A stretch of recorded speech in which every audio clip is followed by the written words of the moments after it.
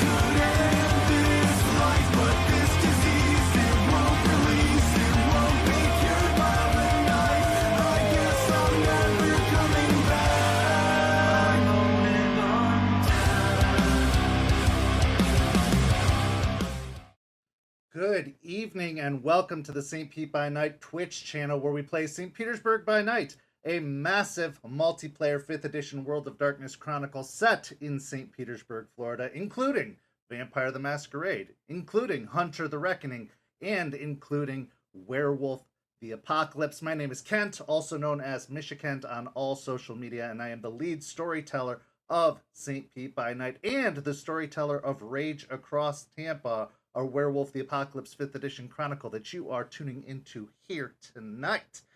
I'm very, very excited to have the opportunity to work with these incredible players and for this to be our 25th episode, which is an incredible achievement that I couldn't do alone. I'd need a pretty incredible group of players to make that happen, and lucky enough, I have those incredible players. So let's take a moment to introduce those amazing players. Players, why don't you say hi and introduce yourselves? Hey everybody, my name's Preston. I play Aiden Goodspeed, the Arun of the Gale Stalkers. Hi everybody, I'm Champ, Champagne, Princess Consuela Banana Hammock, whatever you want to call me, and I will be playing Aspen Weiss, Philodox of the Silver Fangs. Hi everybody, I am Noree, and I'll be playing Malicious Jester, the Galliard of the Black Furies. Hey everyone, I'm Simon. I'll be playing Joseph Ashspeaker, the Theurge from the Ghost Council. Last week, the final preparations were being made for the Rite of Caern Building, the rite that will establish the first cairn in Tampa seen in over a decade. The emergence of a home of Garou, a place for them to gather, to plan, to share resources, and to further the war against the worm, the war against the forces that would see the end of Gaia. Unfortunately, there's still one large step to be taken for that ritual to take place. After checking on the last remaining pieces, making sure that they were put in their proper places, that the energies could flow freely through the cairn. Eliza informed Joseph and the rest of the pack what the rite entailed, and the fact that it would be a very dangerous task to take part in. That they would need 13 Guru, one to represent each moon of the year, in order to build the cairn effectively. As there are only 6 Guru currently in the city of Tampa, this pack's going to need some help. And truthfully, 13 is the bare minimum, because the Rite of Caern Building calls upon the forces of the worm. It sends out a signal into the Umbra that brings their attention to the site of the Cairn Building, and they will do anything in their power to stop it, to make sure that it doesn't happen. Because the worm is relentless. It destroys, it decays, it erodes away at the forces of Gaia, and it will not see another cairn brought to life, especially not in a city that it's been claiming for the past 10 years. Upon recommendation from Eliza, the Guru were instructed to reach out to any and all allies that they have amongst the nation, any that would come to assist in this endeavor. If they could be convinced to take the risk and to bring friends of their own, it is very possible that this cairn could be built, but it's going to take a great deal of convincing, because there have been rites of cairn building in the past that have failed, and that none have survived in the failure of its building. So the pressure is on, and this is the last step to take, to call the Guru from all over the country to assemble in Tampa and to see the cairn built. Our story tonight begins with Aiden. Now, Aiden, you've spoken to Duncan several times over the past. You've asked for his help, you've asked for his advice, you've asked for his assistance, but never before have you had to ask for something as demanding and as risky as this. So what are you thinking as you're bringing up his contact on your cell phone, a device that you still find to be troublesome, even though you've learned finally what FaceTime is and how to use it?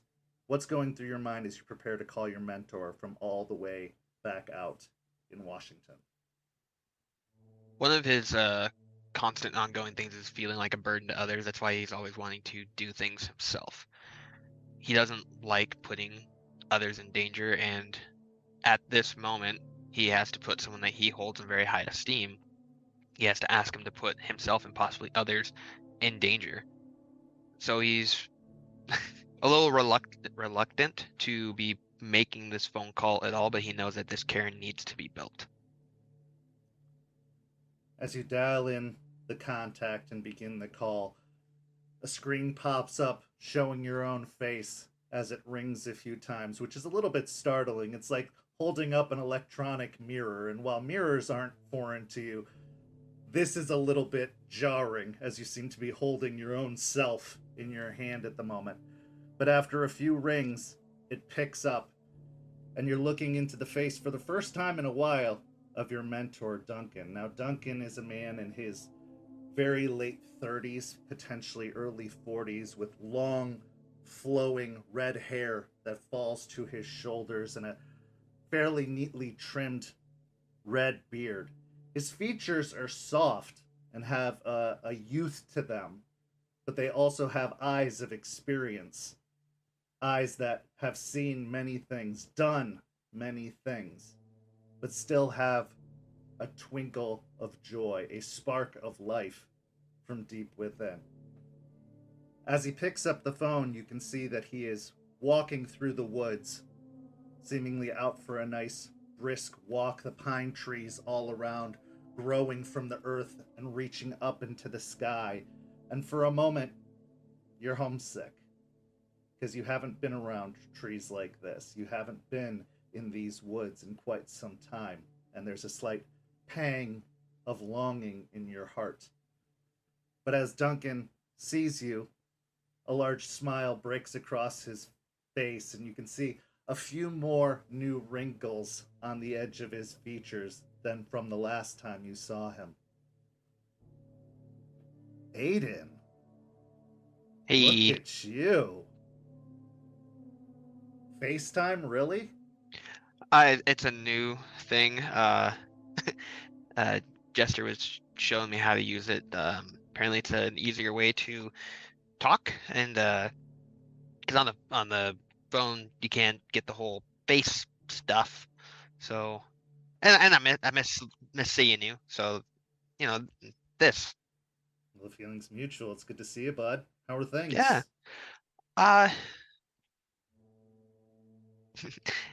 things? Uh, things are going. Um, a little bumps here and there, but we're getting it figured out. How are things up there? Well enough. Same old, same old. Hey, I haven't really gotten to talk to you in great depth about this, but how are you doing after everything in Oregon? uh, Better. It was difficult at first. Stone didn't make it. Uh, Mom got her leg pretty busted up, but everyone's out. Everyone's safe from what I keep hearing. So Well, I checked in on your mom, and I'm happy to say she's made a full recovery. She'll be oh, all right. good. She's gonna have a limp, probably forever, but we were able to save her leg, and she's back out. She's out of the hospital now and moving about. So Good. Yeah, she she saved me. I lost my footing, and Stone became Famori. So uh had to take care of that. And I've never had to face something like that before. his expression tells the story as you look upon his features when he hears the word Fomori, and for a slight moment you can see a curl in the corner of his lip as if it's about to break out into a snarl at the very mention of the name, but he manages to subdue it for the most part. I want you to know something important. That wasn't Stone anymore. He was dead. What you fought was simply inhabiting his body. And I'm sorry you had to see that. But that's how they do it. That's what they do. Yeah, it few nightmares here and there. They're not happening anymore though. But that was one of the more difficult uh fights. If I didn't, not so much the physical aspect, that my mind was telling me not to hit as hard because it was him, but it wasn't. You did the right thing. And I'd love to tell you that's going to be the only time you're ever going to be put in a situation like that, but I'd be lying, and I don't like to lie to you. It's Yeah. That's how Banes work. They break us down, tear us apart, and they make use of whatever remains. Speaking of Bane's, fought one of those. Oh, really? Yeah, the big fiery thing had to go into the Umbra, and well, first fought a bunch of bugs. That was interesting. But then like this, I don't know, Jello thing was there, and I tried, the wind thing you showed me. Tried that. Thing was faster than I thought. I thought it would just kind of like jiggle. No. No, from the sounds of it, what you're describing is known as a firmling. They're a type of bane that primarily targets weak-minded creatures, simple creatures, those that don't have advanced thoughts, those that are a little easier to take over, but they are quick and they are very, very dangerous. And so the fact that you made it out the other side is a testament to how much you've grown. Yeah. A lot's changed. How's the tribe, your pack up there doing? It's good. Things have been ramping up with it getting into summer. It's gotten a little bit busier. You know, people working outside, using all kinds of chemicals. It's a lot of work, but we're doing what we can, and thankfully things have been pretty quiet recently. But we're expecting them to pick up again soon. Yeah. Oh, I have an issue that kind of. Have you heard of the cult of uh Fenris? Fenris. Yeah, I got that problem down here. What kind of problems don't you have? Banes, leeches, and now the cult of Fenris? Yeah, It's almost like the world's trying to kill you. it's trying. It hadn't succeeded yet. What can I tell you about Fenris? Well, once upon a time, they were like the rest of us, looking to fight for Gaia. In a lot of ways, they still are. They just broke from the methodology of the nation. They don't follow the same rules. In fact, they don't really follow any rules. Their rules are by any means necessary. Do what has to be done. Get it done. And don't let anything stop you, whether it's leeches, banes, or humans, even. They believe in a purge of sorts. The best way to let Gaia breathe freely is to get rid of anything that Gaia doesn't sponsor, doesn't believe in. And they will fight with everything they have. They are brainwashed, completely given over. You remember when I talked about that there were certain groups like the Stargazers who moved away? Right. Most of them are pretty much harmless, a little bit tricksy at times, but Fenris, they are not going to try to trick you. They might try to recruit you, but they're not going to try to trick you. You're either with them or against them, and they will destroy you if you aren't with them.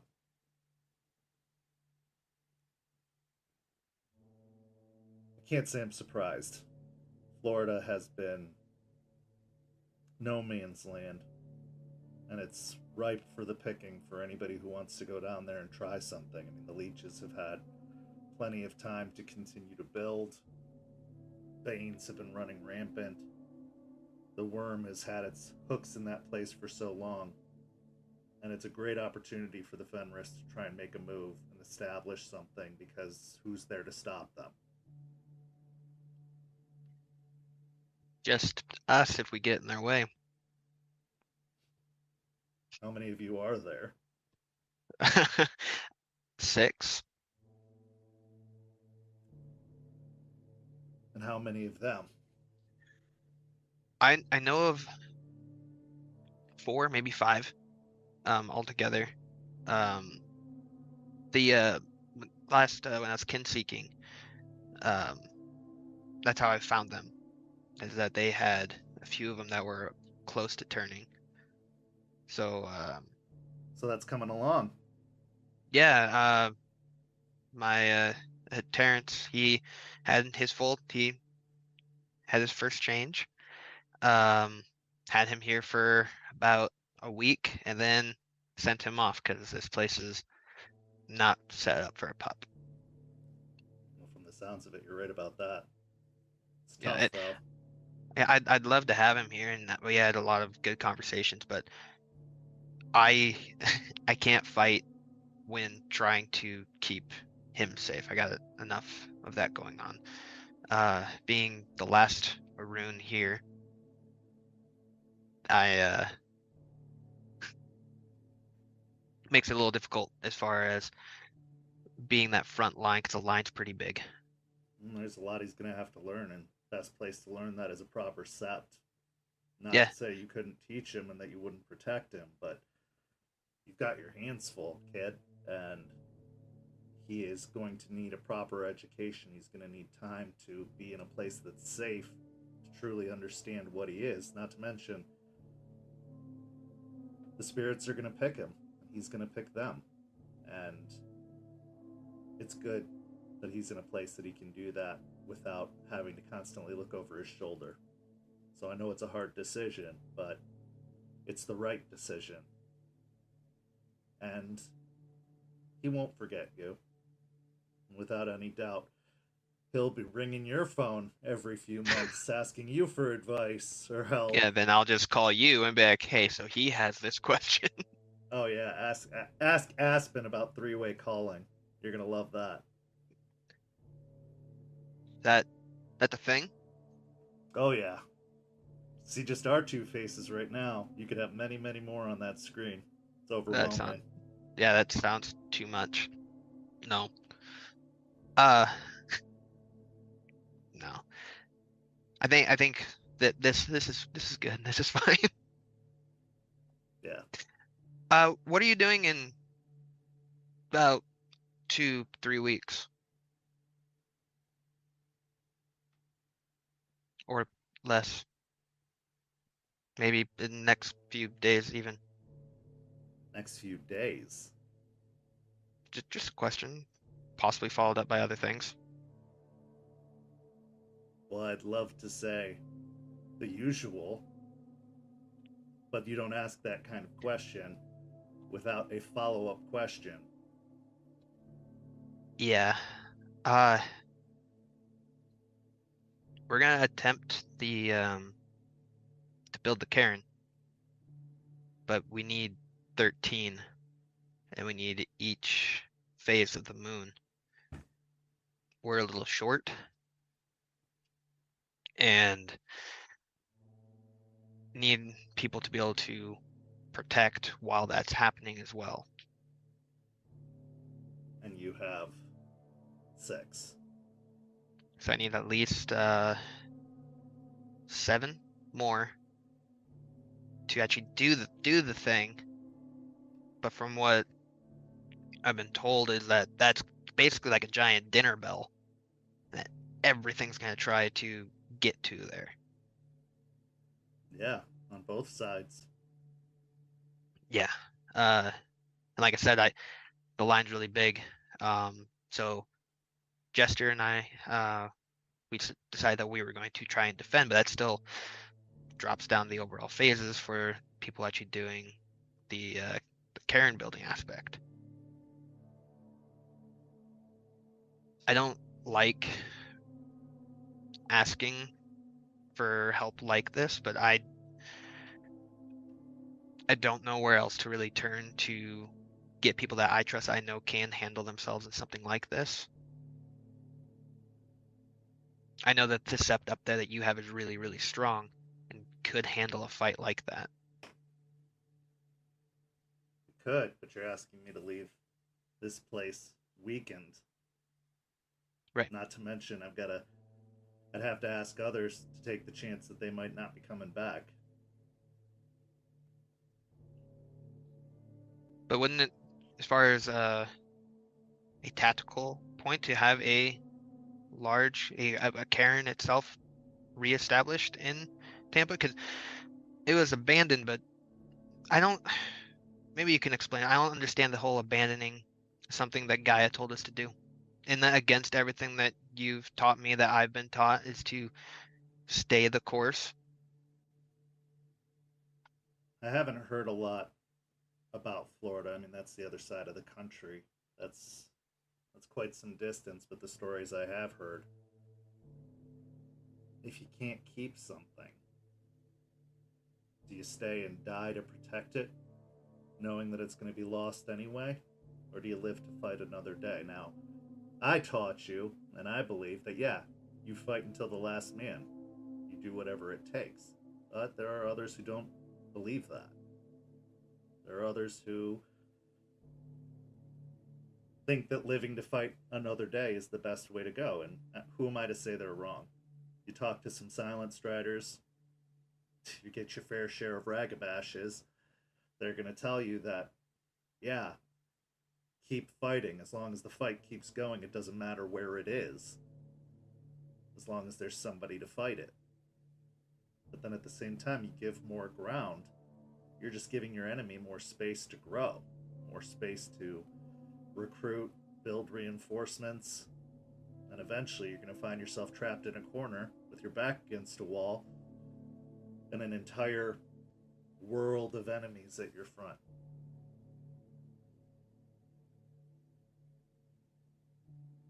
It must have been a very difficult decision, without doubt. And I'd have to think that if they chose to abandon that place, they had a fairly good reason to do so. Building the cairn is tough. There's no doubt about that. I've seen my fair share go well, but I've seen a few go badly. And the truth of the matter is, yeah, you can build it, but are you going to be able to keep it? Are you going to be able to protect it? Or are you going to find yourselves in a position in a few weeks needing to abandon it as well? Because, yeah, the building is like a dinner bell, like you said. But the cairn being open is like a pie on a windowsill. It's not as attention grabbing, but it is attention grabbing. And once it's built, these things are going to know. And they're going to keep coming for it. Maybe not as strong as at first, but they will be pushing the borders. They will be pushing the protections. And they will be testing you. But once it's built, the reason no one's coming now is because they think it's abandoned, that there's no reason to come here. But Gaia is bleeding here. I've literally seen it on the other side. Yeah. There's no other place I can really think of that needs it more than here. And we're all about our renown, but there seems to be no honor in abandoning a place that needs help. No, there isn't. But the nation's not what it once was, kid. It's not as strong and unified. That fight that you're having is happening everywhere. There are plenty of cities, plenty of other territories going through exactly what you're going through, if not worse. It's hard to get the support you're looking for because everybody's struggling. We're lucky that we've stood as long as we have, but a good reason of that is because of winter, because of the changing of the seasons. You're in a place where the elements aren't really something to contend with most of the time. So it's a never-ending struggle there. I wish you were asking me this in December. Yeah, I don't think we can wait that long. You can't.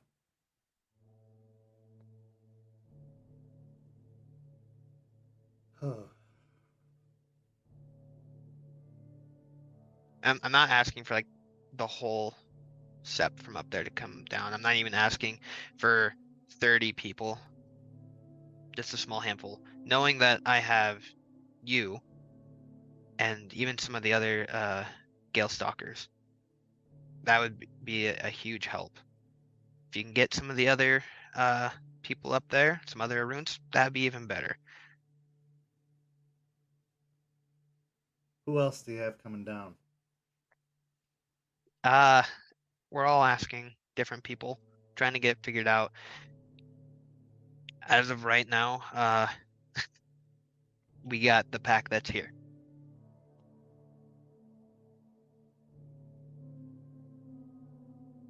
That's a big ask, bud. I know. Aiden, go ahead and make a charisma and persuasion check.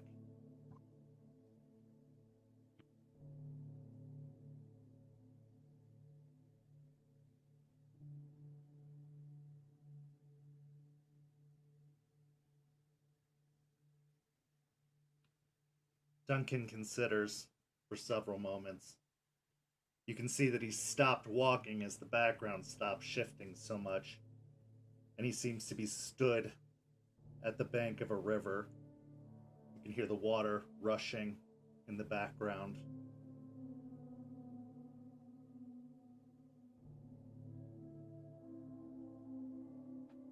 I can't guarantee you a lot of numbers,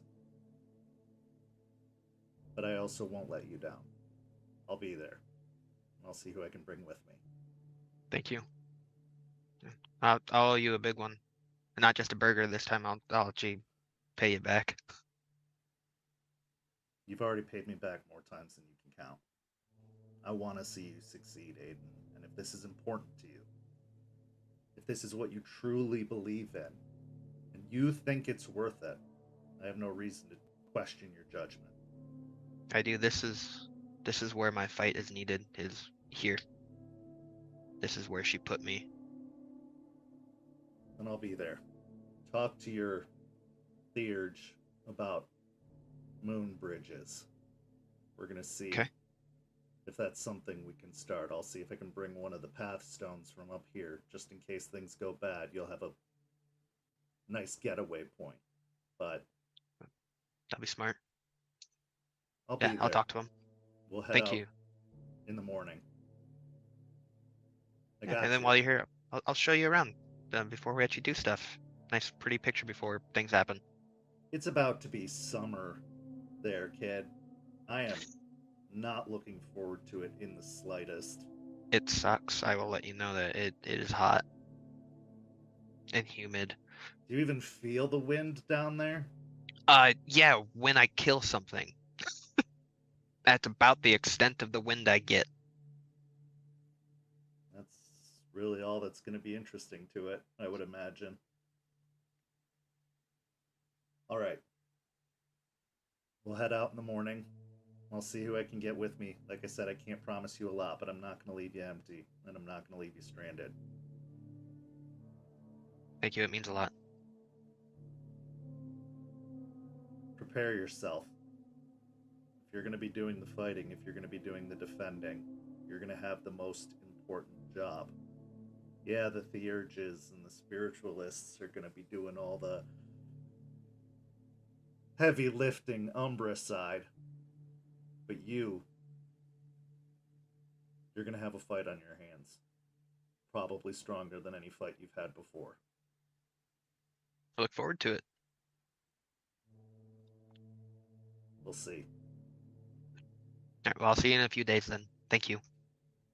I'll see you then. Be safe. Yeah, you too. With that, we transition to another request, another phone call made to a similar part of the country. Jester, you put in a call to Colorado, to your former sept, the home of your mentors. What are you thinking as you're prepping to make a call to Ravenclaw and Gibbous?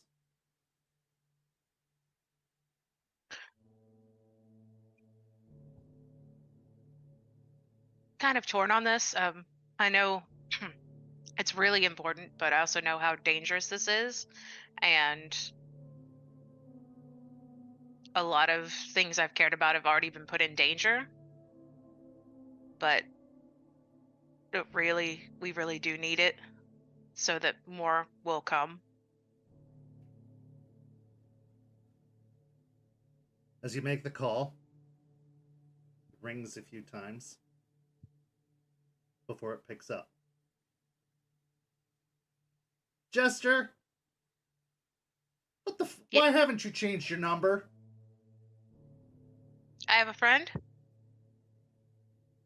Better be a good fucking friend. I saw your face on the news. What the fuck is going on down there? Vampires. That was Fucking vampires. vampires. In the background you hear, "Is that Jester?" Gibbous wants to talk to you. Okay. Hear the phone get passed off. Jess! Hi! Hey, Gibbs. How are you? Are you okay? For the most part, yeah. I had to kick Claw's ass because she didn't tell me that you were on the phone last time. I'm sorry about that. So what's Have you? up? How are things? Everything's good?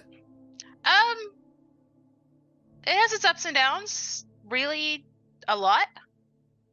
There's a lot going on. What do you mean Ha- by a lot? uh, well,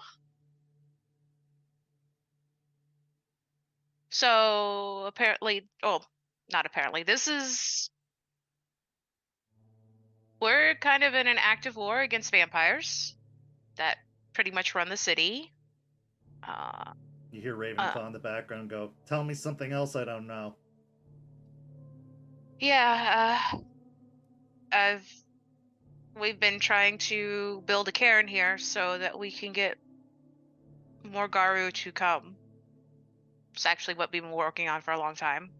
You're building a Haven't cairn? Oh my god, that's so exciting! Oh, Jess, it is the coolest thing. Like watching all of the forces come together and the place feels so inhabited and full after it's done. I mean, it's like an all-night party just setting up this thing. I mean, yeah, there's a lot of chanting and everything, but afterwards, once it's built, oh, you're gonna feel so amazing. Yeah. We're actually going to build it next week. Oh, next week, really? Yeah, but we got a small problem. What's the problem? There's not enough of us. Apparently we need, I believe our Phage has said that we need 13 and there are only 6 of us. Plus anyone to defend it. Oh, that's only half. Yeah. But do you need help?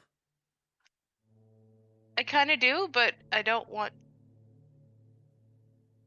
It's really dangerous here, and from what I've heard, when the cairn's being built, the whole area is going to be dangerous. Because we're going to need people to defend it, because apparently all the Banes and other nasties are going to be attracted to come and attack and try to stop it.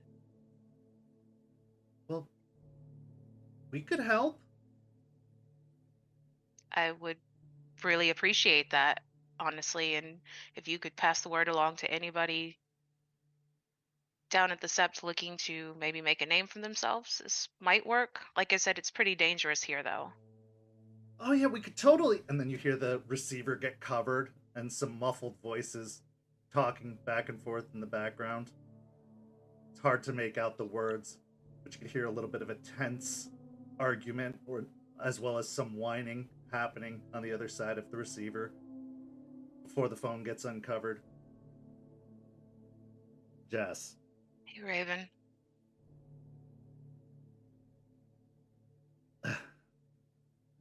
You got Gibbous all stirred up now. She's just packing her bags with her eyes. I can see it right now.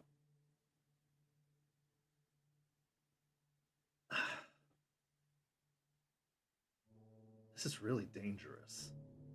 I know. I was really trying to impress that upon her. She, you know her. She runs in head first. Yeah, but it's not like this place doesn't need the help.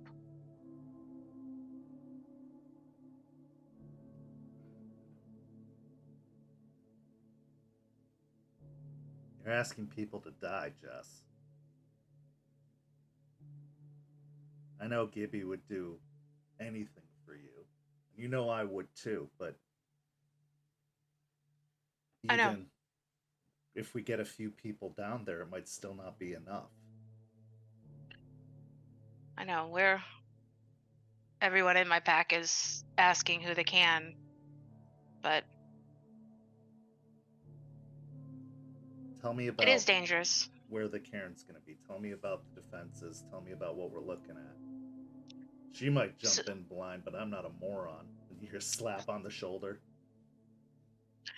So it's in a memorial park. It is. I'll go over what I know, our pack leader, she's a paralegal, and she managed to get it put in privately in a company that we own. So legally, it's ours. And remember Chloe? Yeah. Yeah, Chloe's a Ghislaine.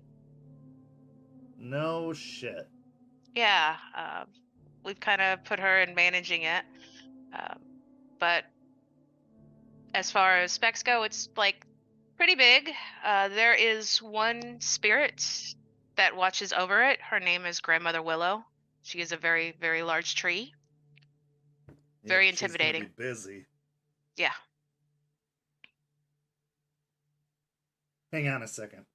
You hear a desk chair, wheels scraping across the floor, then keys typing. Okay. It's a cemetery.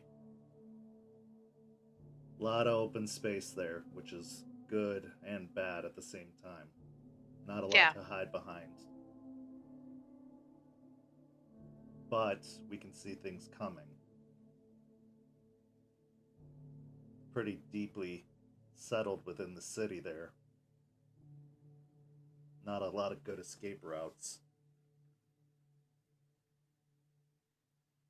But it's an all-night thing, so there shouldn't be a lot of people nearby.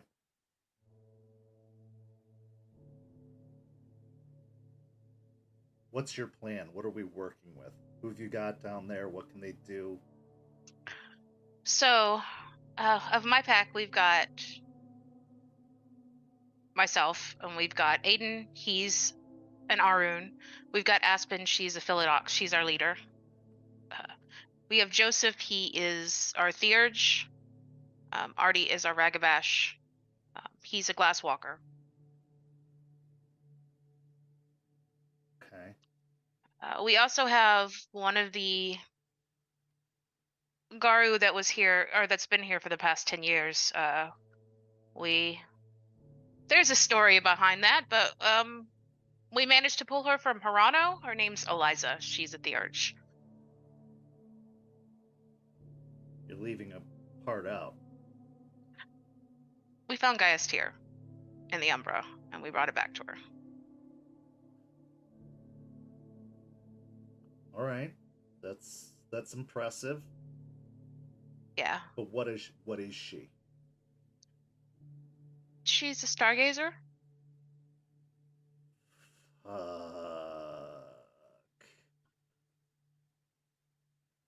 Okay.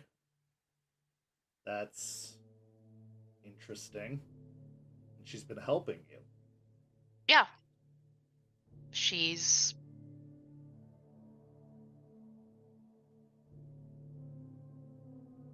been really good. It's news to me. She was actually helping the old pack that was here before everything went to hell. She's the only one left standing. Doesn't give me a lot of confidence there, Jess. There used to be another one, but he died recently.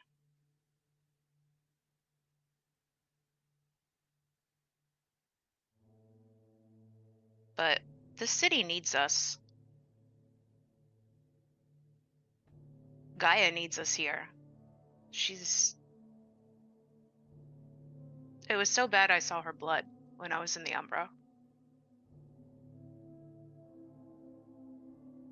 You'll see a lot of that, no matter where you are. That's not a you problem. That's a everyone problem, but I get what you're saying.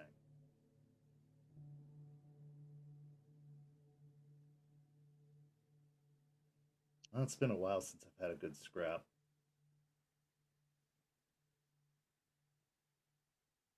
On the other side, you hear, please, please, please, can we go? Please, please, please. It'll just be one vacation. Quick, easy in, easy out. You'll get to kill some things, Raven. You haven't gotten to kill anything in a while. Please tell her it's not a vacation. What do you think I've been telling her? Go ahead and make a charisma and persuasion check.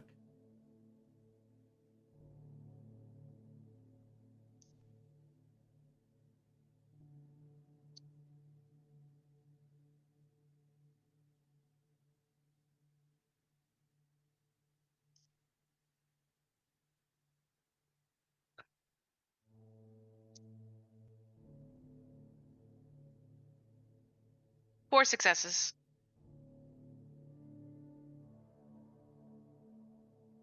On the other side, please, please, please. It sounds like it'll be great, and she really needs our help. Okay, alright. Yeah, fucking Florida, really? I could take you to the beach. Maybe. Alright. Maybe not a public beach. Okay. We'll show up. And if we make it through this, we're gonna need a whole hell of a lot of people. We'll put out the word. We'll see who we can get. Right now, you got Gibby for sure. And I'm there. Thank you. We're gonna need something in return, though. What is it? We'll have to figure out what that is once it's all said and done. But we might need some help up here at some point. And if you build up enough people down there, we might have to ask for some of them briefly. But I we'll will talk owe about you. that with your sept leader once all said and done. I think you'll like her. Never met a Silverfang I like. But I will tolerate her because you do.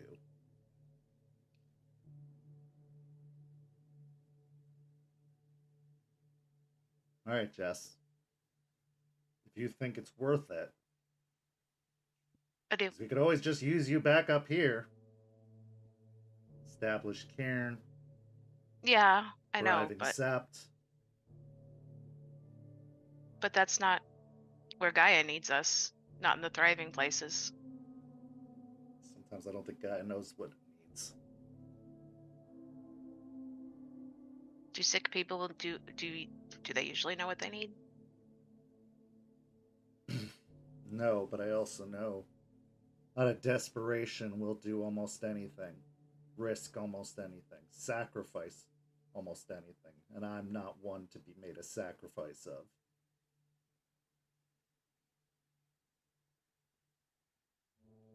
I know. But I got you. And in the background here, yay! And then feet running off and clanging of metal pieces falling over. She hasn't changed. Not at all. And I just got her distracted with something else. This is going to be great. I really owe you. Yeah, you do. But we'll talk about that later. You just stay safe and focus, and we'll be there in a couple days. See you soon. See you soon, Jess. The phone hangs up. Another phone call. Another desperate opportunity to garner aid. But this time with a little bit more sophistication as we go to the would-be sept leader. Aspen, how long has it been since you've seen Matthias Morningkill, your mentor? Over a year. And what were your impressions of him the last time you saw him? What are your feelings towards him in general? So Matthias is a strong leader. He's very no nonsense. He speaks with intent with every word that he says. But he has a softness to him where you want to listen to him. It's not just mundane talking at. It's a conversation, and it's somebody you can pontificate with for a long time and share ideas. And he's not somebody to just shoot you down because your idea is different than his. He's very open. And what is Aspen feeling as she prepares to make this phone call? What's going through her mind? So there's a bit of nervousness because she hasn't talked to him in a long time, mixed with excited because he was somebody really important to her that helped teach her guru life. But she's also excited because she hasn't been working for a while. So the fact that she gets to make a negotiative phone call is actually really exciting. So she's really happy about it because she hasn't been able to do that in quite a few weeks. As you make the phone call, it rings a few times before it picks up, and a young woman's voice answers the phone. Morning Kill Industries. How can I help you? Hello, this is Aspen Weiss. I'm looking for Matthias Morningkill. Hold for Matthias. Thank you. Beep. And after a few moments, the phone picks up again. Matthias Morningkill. Hi, Matthias. It's Aspen. Miss Weiss. Long time no speak. Yes, sir. How's business? Insane. Not great. Well, that's not reassuring. Well, you know how it goes. There's always something, right? Looming over. And what's looming so much that you felt the need to call me? Oh, well, we could get straight to the point if you'd like. You like to walk right over pleasantries. We'll save the pleasantries for after. Perfect. This is why I like you. I'm calling to ask for a favor. So, we here in Tampa have a small pack, and we are trying to reestablish a cairn within Tampa. And that'll be happening within the next week. But we don't have the numbers, and that's what I need you for. Numbers. Yes, sir. Lucky for you, numbers are my specialty. How many are we talking about? Well, the rite itself, as I'm sure you're aware, needs 13. We have 6, but that doesn't include what we need for protection and any other mundane happenings within the ritual itself.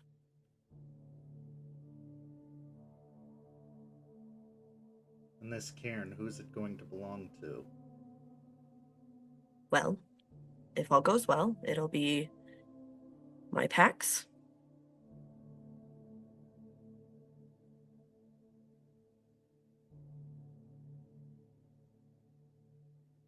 Allow me to be a little more clear. Who's in charge of this cairn? I did say my pack, so that would be me.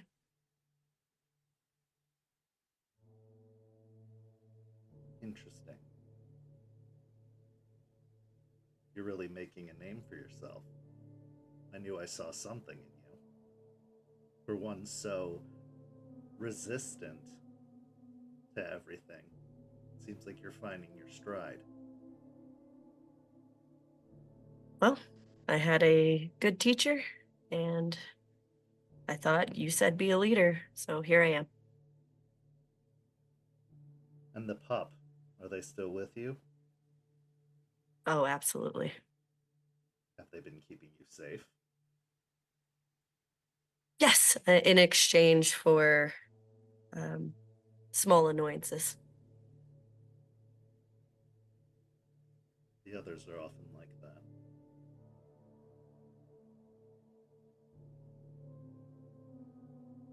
Well, this is a transaction that you're asking for, and I'm not one who gives out of the goodness of my heart without thinking that there's something I'm going to benefit from it.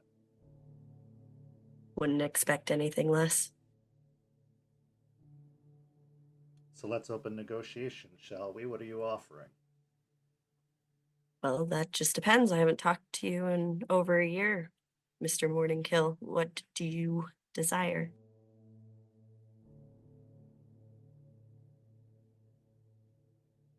Florida, Tampa.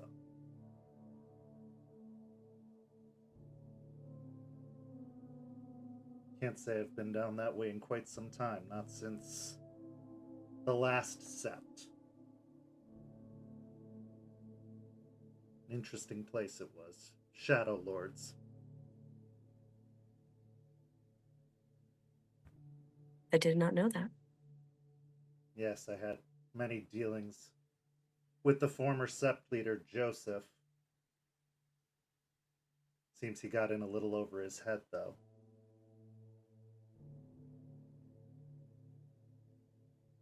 Well, what I can tell you is the nation has been divided for quite some time. Everyone's been focused on their own business interests, their own situations. That has made trade difficult. That has made assistance difficult. We need to reassert an understanding between all of the various septs. We need to regain some kind of control. I already like what you're offering, with you being sept leader. Having the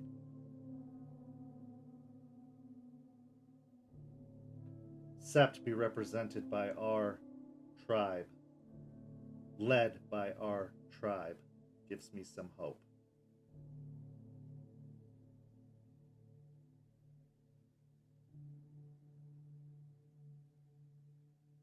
I'd like to open a branch of my company down there, and I'd like your support in doing so. In exchange, I'll send some people to help you, and I'll oversee the proceeding, and if I like what I see, and everything goes according to plan, perhaps we can have some long-term business. Absolutely. I am at your disposal. What would you have me do to prepare?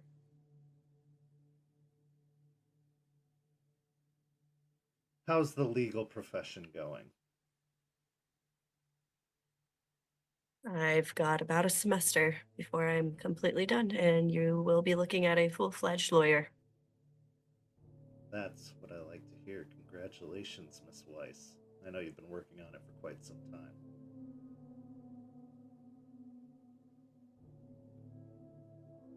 I'm interested in acquiring some property. Property management. Making sure that certain initiatives are enacted.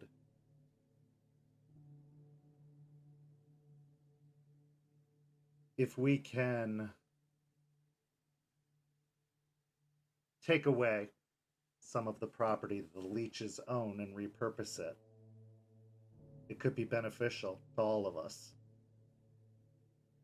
I will pick some targets for you and your companions after the cairn is built. If you see these specific properties repurposed and ownership transferred, I'll consider that proper payment. Perfect. One condition. We start with Hart and Associates. What happened to Hart and Associates? Well, as somebody who knows about the old cairn here, I'm sure you know that the leeches have their heels dug quite far in the dirt here. We got a little too close to them, and they made a statement, that being Mrs. Hart's life and her company. I'm sorry, Aspen.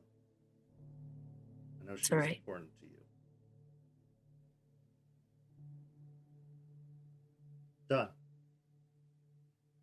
I won't only help you get Hart and Associates. I will help you get the ones who claimed it. Thank you, Matthias.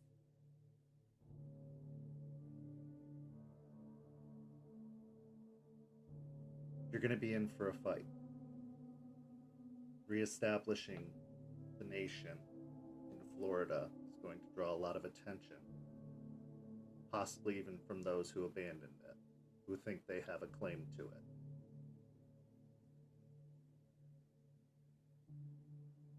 You must show yourself a strong leader. And you must uphold the litany by all means. If we are going to rebuild the shattered remnants of the nation and re-establish the nation proper, we need order. I couldn't agree more. And that's why I called you, because I knew you wouldn't say no. Because you can't break the litany.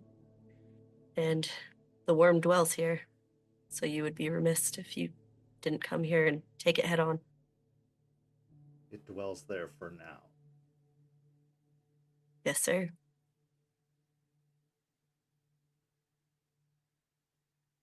I'll book a flight. I may have some associates that can assist you. They're not like us, but they are Ghislaine, and they work for me. Perfect. Whatever you can offer, I am more than grateful.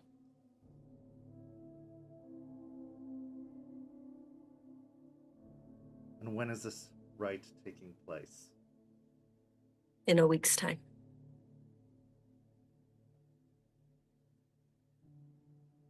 Do you have the backing in terms of resources that you'll need?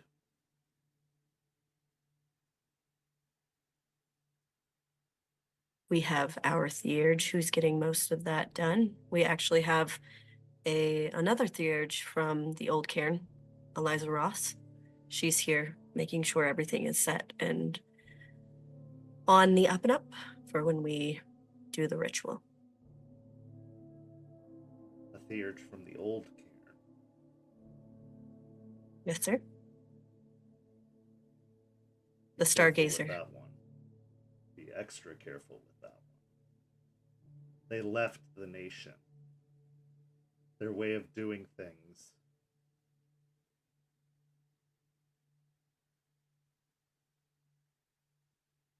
It's unusual. I understand, but in the precarious situation we're in, we need all of the resources we can get.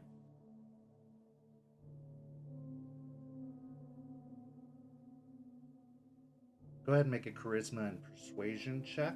He's already agreed to help, but how much he's willing to help will be based off of this check. Can I use my favor over the phone?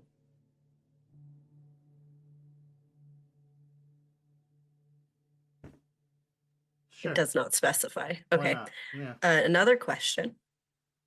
Could I use my gift, my ancestral conviction, over the phone? Because it is specifically for other guru.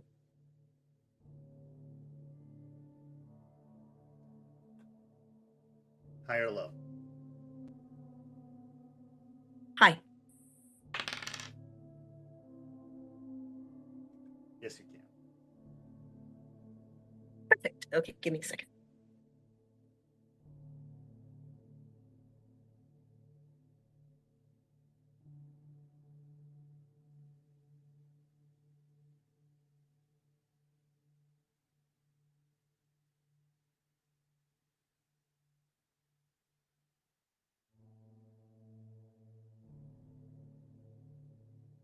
That would be 7.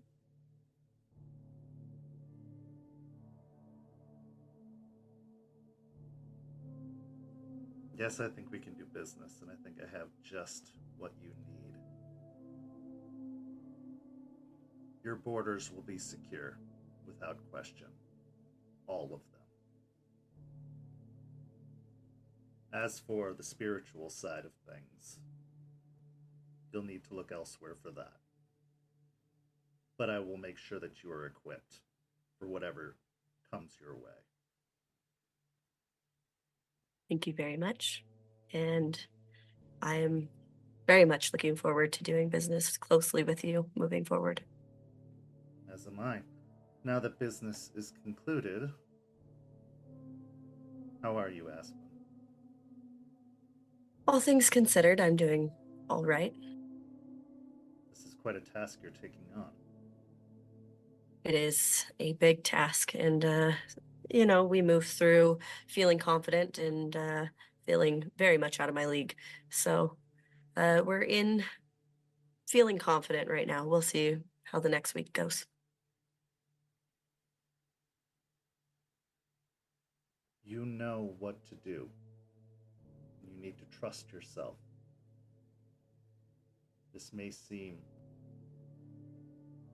like a mammoth task you're taking on, and it for sure is. But you have that fire in you, Aspen. I knew it from the day I met you. You are a leader. It's what drew me to you. Be confident. Don't show weakness. Weakness is what banes, leeches, everything we fight. The very worm itself feeds on. I understand that, and I'll be more confident when we can get some of these leeches out of here and deal with a cult of Fenris problem we have.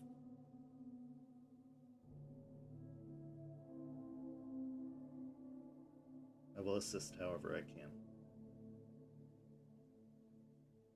This means something to you, I can tell. I can tell from the conviction in your voice and the fact that you'd call me asking for a favor. I love negotiating, you know that. Yes, but this wasn't negotiating for fun. This was negotiating for your very life, now wasn't it? That easy to tell. Yeah. You made a convincing argument otherwise.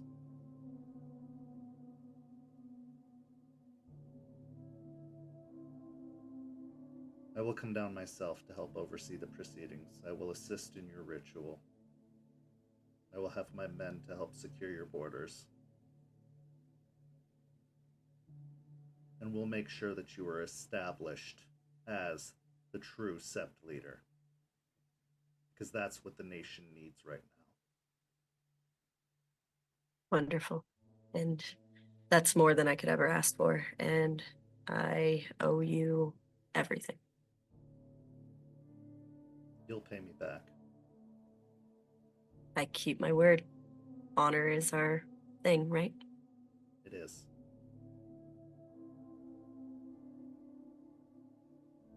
Very good. Miss Weiss, a pleasure as always. I have travel arrangements to make, it seems. Last minute Yes, sir. business trip. Maybe a little bit of a vacation, business and pleasure, but We'll handle the business first. We'll see what pleasure there is to have after. perfect. Good evening, Miss Weiss. Have a great night. With that, he hangs up. As opposed to our previous scenes, Joseph, you find yourself in a precarious position as the Sept you once called home isn't one for the technological means of communication. They prefer either the spirits or the old-fashioned in-person way of doing things. So you chose to make a trip back to rural West Virginia, back to Morgantown, and to the Sept that you first found yourself becoming aware of all things Guru, where your true first education took place. What is Joseph thinking as he's preparing to make this trip?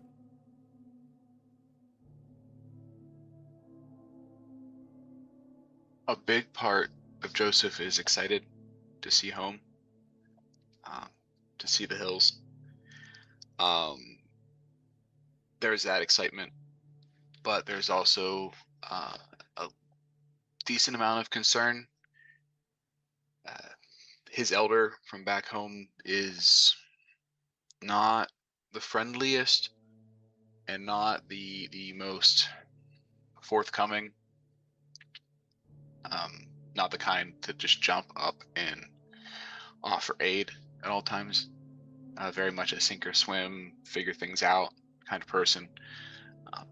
The child of Gaia he knew back there, he is very confident will want to come and help and probably try to convince some of her friends. But looking for the spiritual guidance from another ghost council or from the from his group might be a little trickier, so he's nervous. He's thinking of all of the lore, all of the secrets that this place has to hold, and how he can sell that to the rest of the Ghost Council and then the rest of the Cairn to try and convince him that this is a worthwhile place to reclaim and learn from. As you arrive in West Virginia, how did you travel there? Did you take a plane? Did you drive? Driving would probably be the easiest way to go, and the lowest profile. So hop in his car and road trip it up for a couple days. So as you take your beaten up sedan out to the outskirts of Morgantown, you find the very well-established cairn that you once called home. As you pass through the woods into the mountains, you see that not much has changed. It seems like a place out of time that has been frozen ever since you left, ever since you took your first steps out of that cairn, venturing southward, heading towards Florida. It looks like nothing has changed. You see the same sentries patrolling. You see the same structures, still maintained, still untouched, still established. As you pull down the gravel road, which eventually becomes dirt, full of potholes, looking like not a lot of vehicles pass this way. It's even started to become overgrown by weeds that are poking themselves out after a long and harsh winter. You eventually bring the vehicle to a halt, and out of a wooden cabin comes Trillium, who is a woman in her mid to late 30s, but she has also a very youthful face and a very light step as she walks with a long, battered old sundress that she seems to lovingly still wear. You can see signs of dirt stains, especially around the knees of the dress, as if she'd been doing some gardening lately. A light floral print on the dress itself. Looks like it's been hand-stitched and repaired many times from various patches that you see, especially along the hems. She has long, flowing brown hair that just wistfully, playfully curls at the ends, and she wears a floral crown around her head as she gleefully almost skips, almost runs her way towards the vehicle. And as you emerge from the car, she leaps into your arms into a big hug. Joseph, you're home!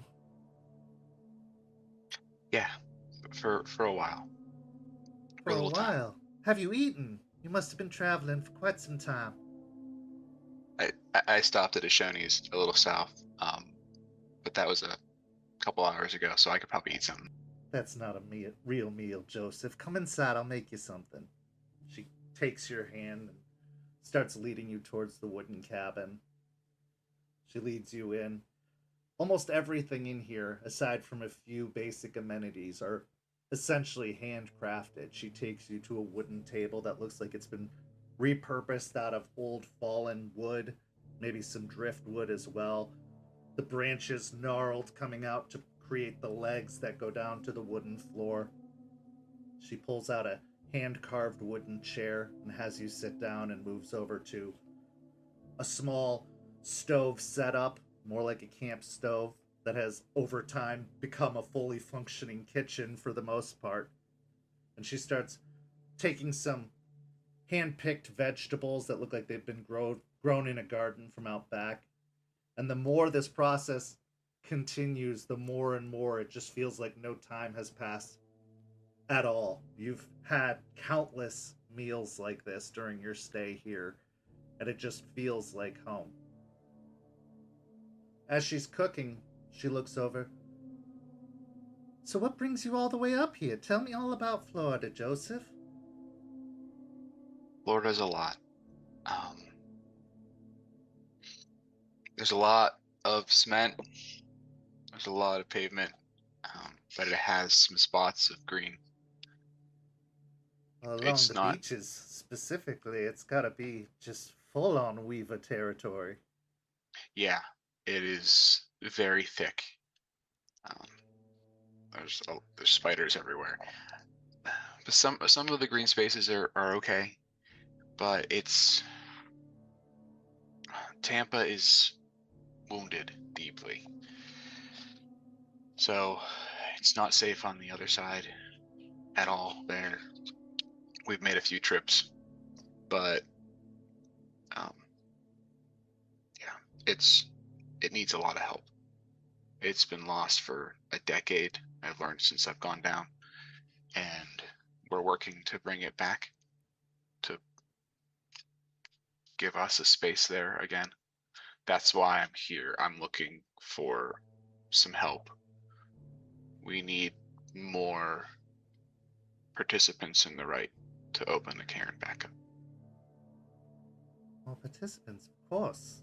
You know I'm more than willing to help as much as possible, and you've been learning the Rite, yes?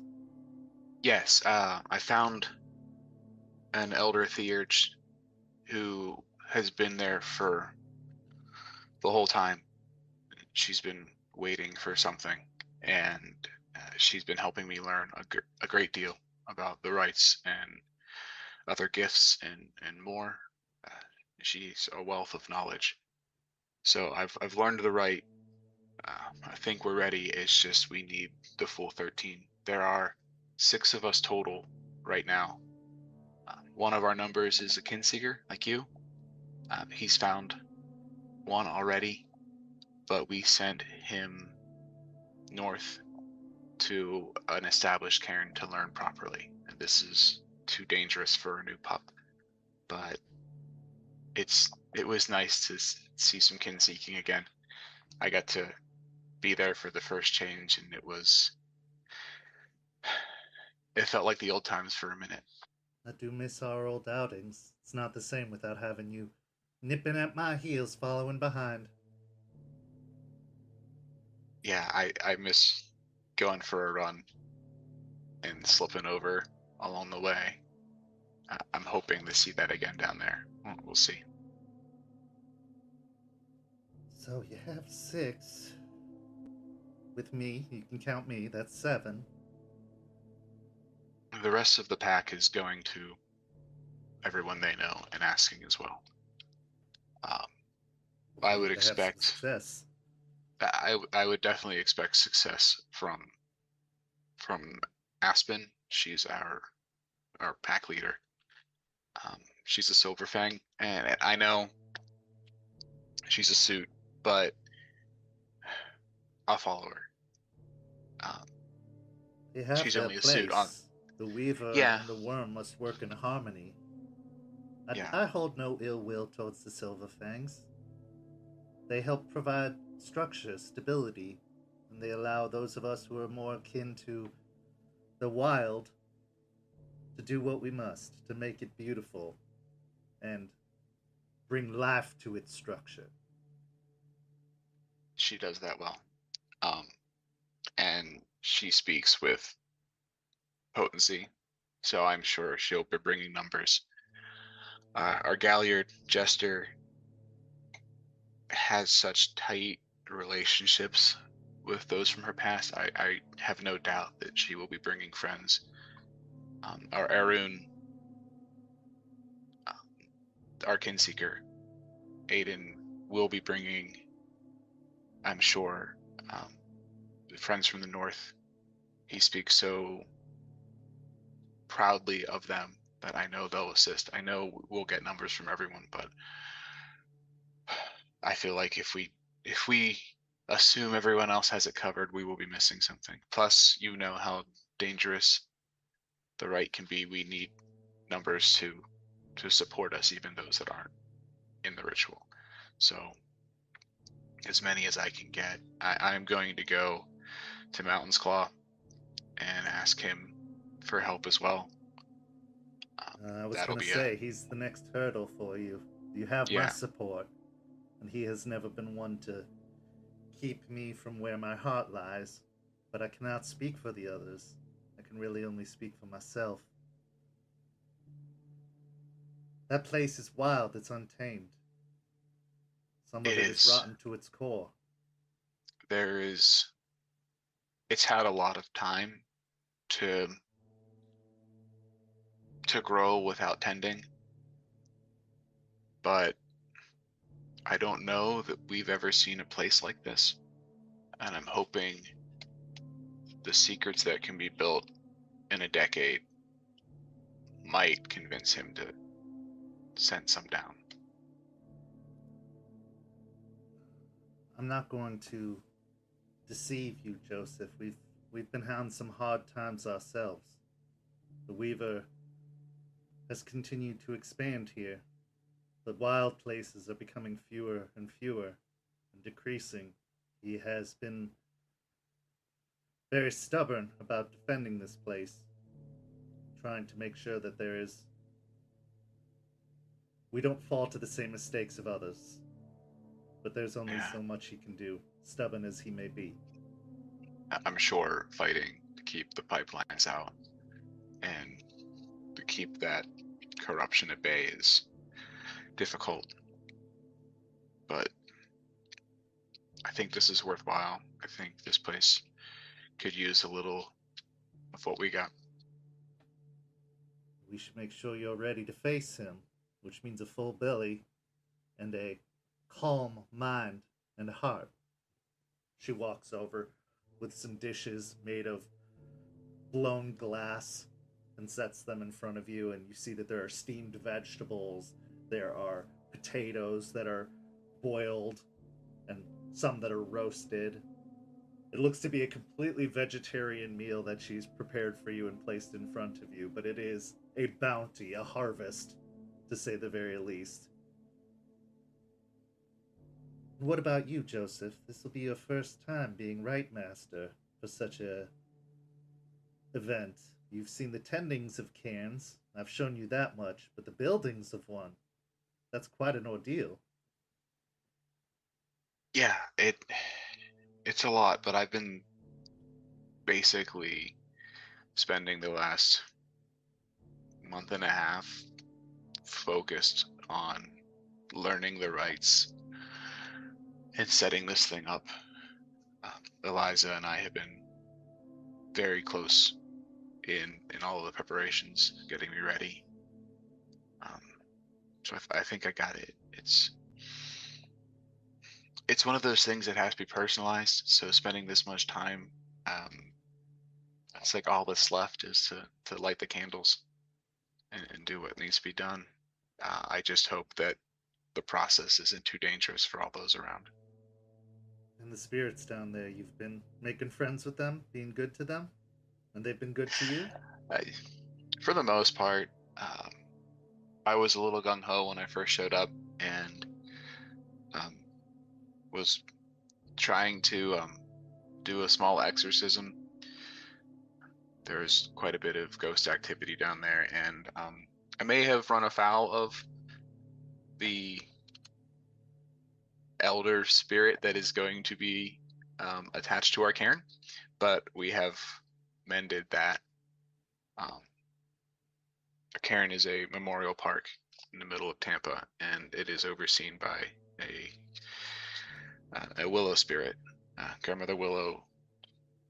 She can reach the entire park with her branches, and at first she was leery, considering a young, lonely Garu running around doing exorcism and jumping into the Umbra in a city like Tampa. But we've gotten where we need to be. She's ready. We've found a patron for our pack, a serpent of Luna, a star spirit who helped us in our first journey, helped guide us to a tier of Gaia.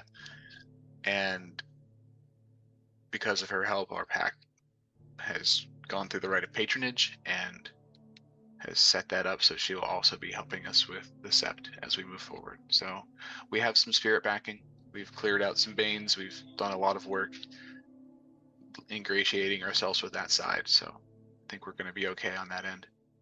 I'm surprised you can even see the stars with what Weaver has constructed down there for you. There are a few places. I think it also used to be a cairn where we found the star.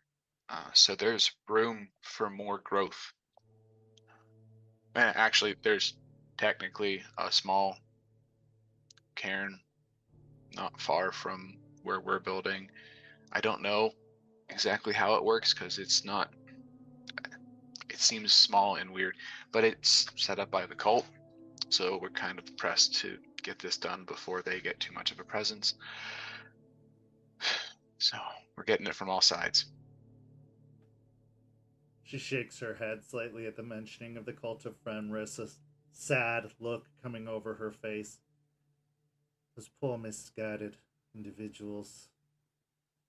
We lost a lot here. I know many of the numbers in the woods fell to that passion. We were hoping Aiden found a few before they turned. That's what outed the cult to us. So they had a few kin, and we were hoping to pull them away. Save those young ones. But your heart still carries a heaviness. I can see it. Yeah, some of them have turned within the cult. They were fairly radicalized from before, from what my friends have said. Many So are I feel like angry. we missed it. Many have reason to be angry, just reason. Yeah. But we can help them find peace. I truly believe that. We can help them find their way. You can lead by example. Show them how it's done.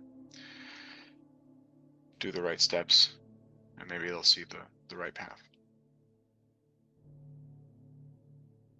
You always have a home here, Joseph. No matter what happens, I know that you are following your purpose. You are answering the call. You are serving Gaia. And you are making me so proud.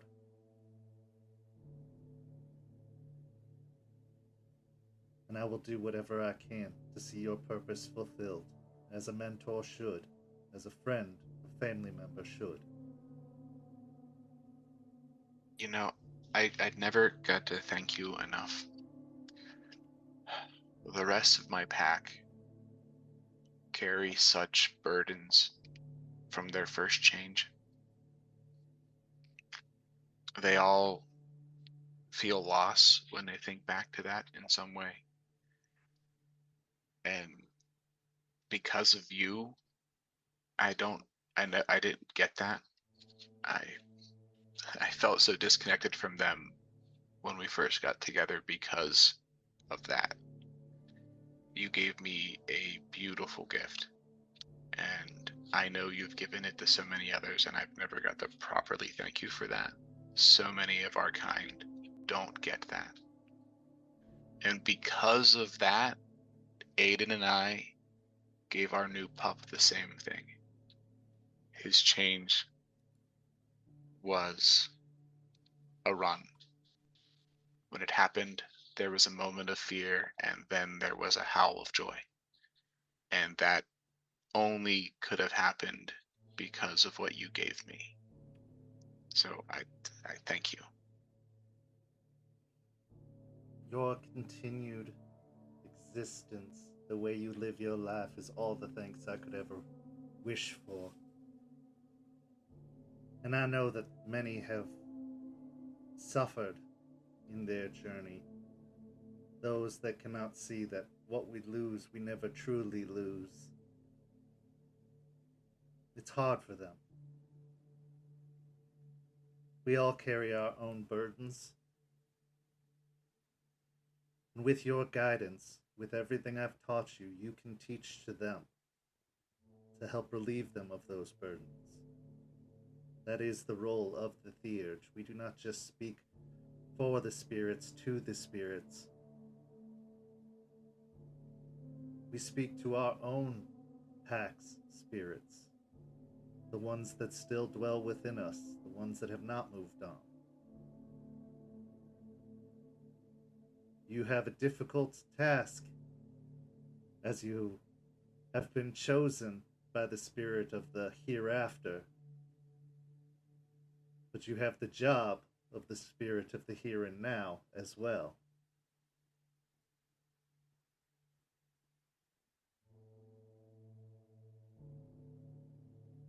But I couldn't think of one more capable. Having heard what you were taught even since you were young, I felt like you knew what it meant in some small part to be Guru before you even changed. And that understanding made that transition that much better, that much easier. You have an opportunity to lead by example, as you said, and make sure that the losses that your fellow pack members felt was not for nothing, that it was not in vain, that it was an opportunity to prevent others from suffering such losses, and to console those that do.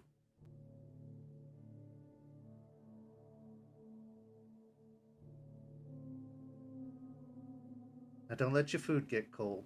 We have to go see the old man after this. He'll definitely be quickly eating it. Yeah, it's been a while since he had food like that. It is filling. It is comfort food to the nth degree. It is enough to make one want to curl up in a sunbeam for a nap afterwards, but knowing the task that lies ahead, you make sure not to submit to that desire. And after No hammock you time. finish your meal, Trillium stands beside you, and as you get up out of the chair, she offers you another hug, and she whispers into your ear, "He wants to help you. I know he does. He's a good man. But he's trying to protect his own, and no one can fault him for that. I know you've dealt with him plenty in the past, but it's been a while.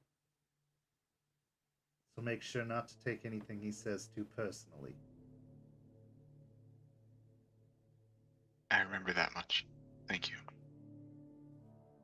With that, you depart the cabin, and you make your way to the more remote location further out within the cairn, almost to the edge of the bawn itself, where you find a shack, for all intents and purposes. This one less beautified, less maintained than the others. It seems to be function more than form. It suits a purpose. You could tell from the planks that seem to be nailed to the roof of the shack that are covering up most likely weathered holes that have formed over time. As you approach, you can hear the sound of wood being chopped out behind the shack. And as you make your way around the small, single resident building, you find Mountain's Claw. A man that is quite likely nearing his 60s at this point. He looks like he could still fight as if he was in his 20s, as he is solid muscle. He is stout, but he is sturdy. And his grizzled exterior, including several very visible scars across his chest, his face, his head, his back, shows that he has suffered his fair share of incursions. Some of the scars themselves look to be in the form of claw marks, but not like any Garou claw mark you've seen. It's most likely come from bears. And large bears at that.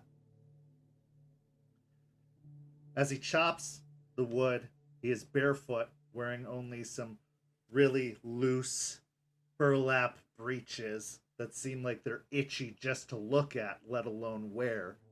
But he seems completely undisturbed by them. He wears a worn leather belt around his waist that has several large teeth attached to the belt. Almost like ornamentation, but also like trophies. He chops the wood and, unlooking, addresses you before you even get close. Who that there then? It's Ash Speaker. I've come home for a little while. Ash Speaker. What you doing around here, boy? Thought you was living the beach life. Not much time at the beach. Stuck in the middle of the city. I could use some help.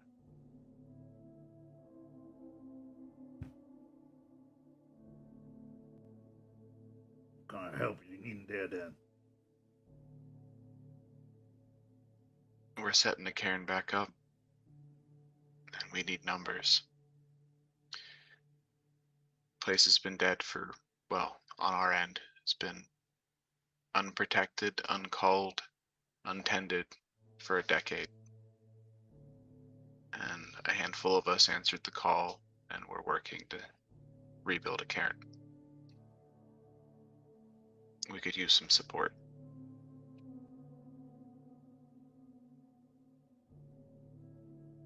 He snorts slightly and raises a big meaty arm to wipe some sweat from his brow. I done told you it was a fool's errand heading down there. Plenty of good work to be done here.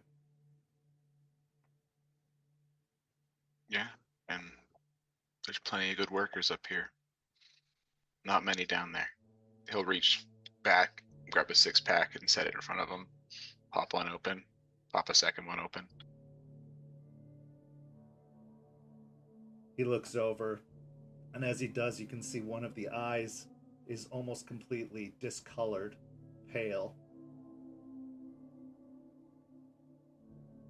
He cracks a kind of grotesque looking smile as he sees the beer, wrinkles just completely covering, mixing with the scars across his face. But he gives one final chop of the axe, deeply embedding it into the log he was using as a stand. And he starts making his way over towards the table, shuffling more than walking. He grabs the beer and starts to drink it.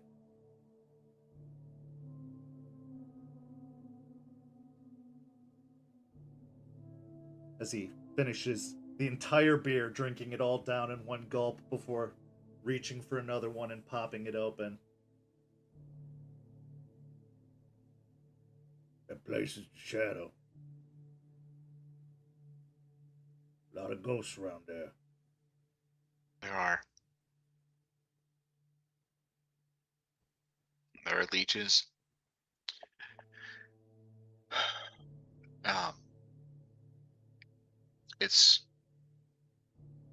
It's damaged. It's hurt. We've been making strides, but there's so much left uncovered.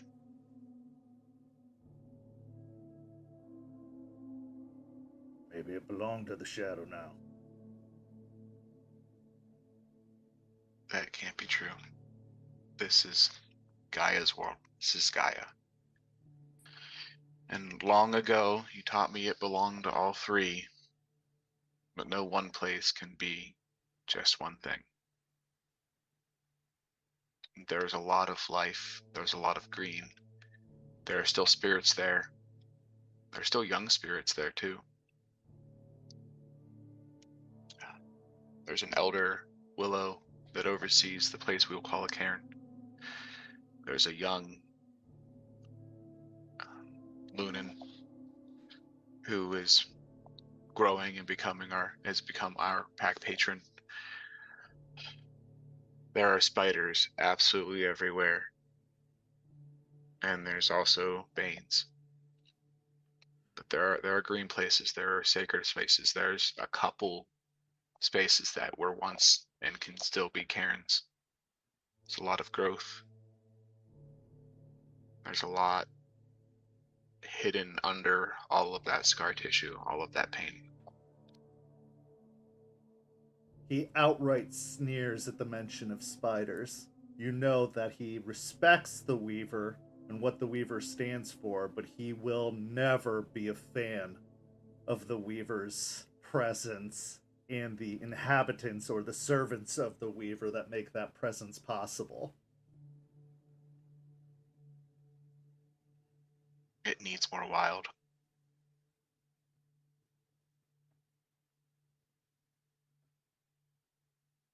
A lot of them roots are rotten.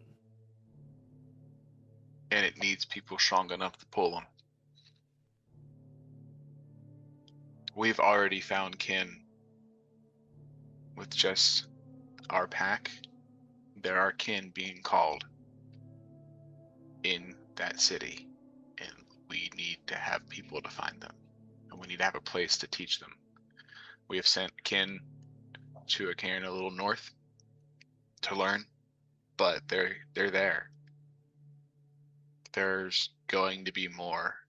We've felt a few others in passing, and we're not the only ones looking to build there.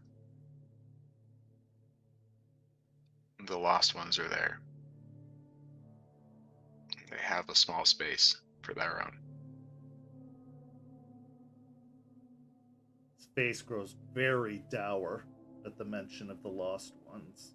A strong sense of betrayal on his features. Absently, he reaches over to his shoulder where there is a long, jagged set of claw marks across the shoulder. And based off of his motion, you can tell that it's a very personal, deep wound that even though it's not still open, he still carries the pain from.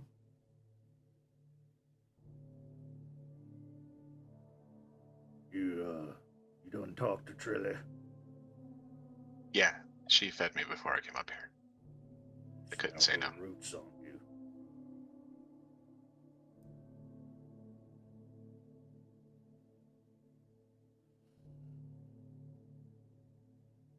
There is so much to learn. There's the leeches have sat there for a decade, and I know they're deeply entwined, more so than they can be in any other city where we're watching them. We can learn so much about their movements, about their strategies, while we dismantle them.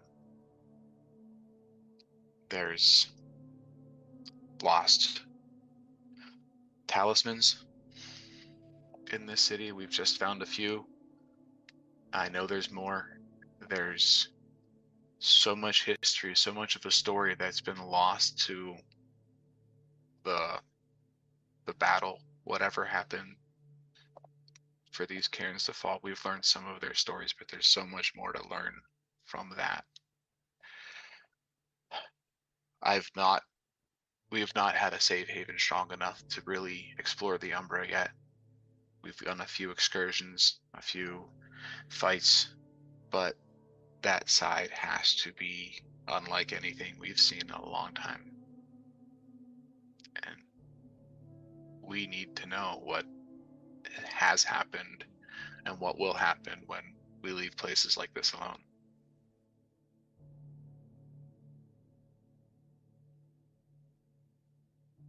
You sure you're building a home, not digging a grave? You know what we're called for. If that's what Gaia needs, that's what Gaia needs. But I trust this pack. I trust our conviction for this. It will be a home, and not just for us.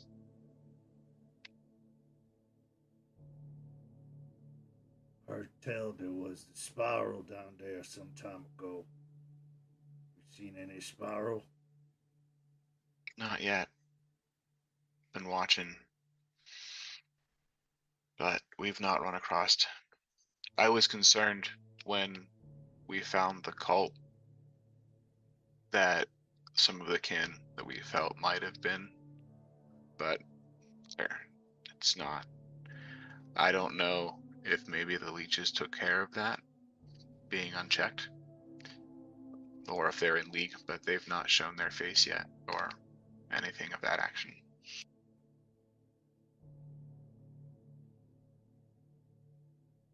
Where this home gonna be at? It's not downtown, a little outside of the main drag. There's a decent sized memorial park that Grandmother Willow saw fit to let us use as a cairn. It was a cairn before. A Garu, a red talon named Ryder, was at one point attached to this cairn. But there's another space a little further northeast, a park with a lake in it that was once a cairn. That's actually where we slipped through the Umbra as a pack together for the first time. But we're gonna build on the park, the memorial park, with Grandmother Willow's guidance. For the first time since he's seen the beer, you can see through his scarred, gnarled lips a slight smile at the mention of it being a memorial park that you're seeking to build upon. Bone and ash. Yes. And the Garu from before are buried there, or were cremated there. Their spirits passed over at that space. We had to do some cleaning and eliminate a few banes attached to that anguish and anger. And we've cleaned that out, but that's where the history of this fall will be found. Grandmother Willow saw fit to give some of us some visions of things in the past, and I know she has more to teach as we grow with her. What are you needing then? I need numbers. We need 13 for the ritual. There are 6 of us total, but a few of our packs going to be leading the defenses. As you know, this can call in some mess. Each of us have gone our own ways to find friends, mentors, people to call in, but I'll need some people in the ritual. I know Trillium will help with the ritual for sure. I trust you to make your best decision. I know you put up a hell of a fight, but you also know so much on either side. You'd be a blessing if you would see fit to come down. If you do not see fit to come down, maybe talk to a few young ones looking for glory or honor to help us, and anyone from the Sept, whoever can help a neighbor out. I do have something to offer in return. I would not see any problem as our theurge. I don't think there'd be any problem convincing the pack to open up a bridge, if need be, as a way to get communication across north and south, especially as things grow and as we learn more. We could bring stories back, we can bring lore back, and we can share that knowledge, especially once we learn how the leeches like to move more. We can send that back. That can help defenses up here. Our soon-to-be Sept leader is a bit of a lawyer. She actually was able to get us this place as our own. We own this memorial park now as a I don't know, 501 or something. I don't know the numbers, but she got stuff legal, so it's ours. So she plays that game, and that can probably help, especially here with the big companies moving in, trying to buy up our land. I know they've been doing it for a while, and I know they haven't stopped. But that kind of knowledge can help keep us wild here.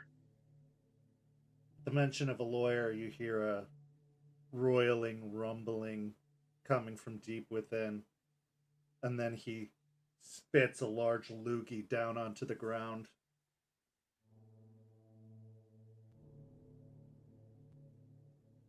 You've been mugging around with suits then? She hasn't worn a suit in a while. I was real leery at first.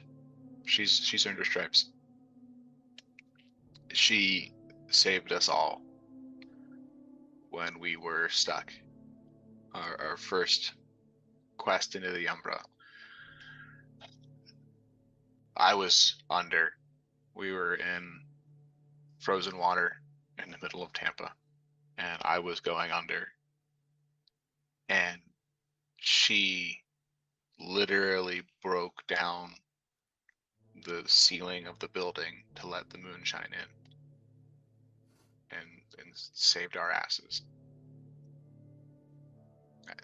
She's earned her place in her leadership, and she does the dirty work that we don't like to do. Someone has to. Make a charisma and persuasion check, but because you've already made an offer and spoken about it being in a cemetery, I'll give you 2 additional dice to your roll.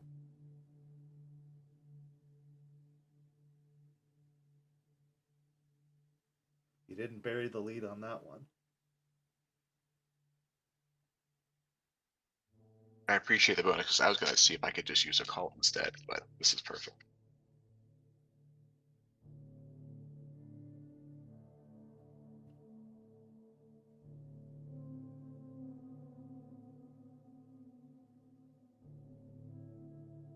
I got 3.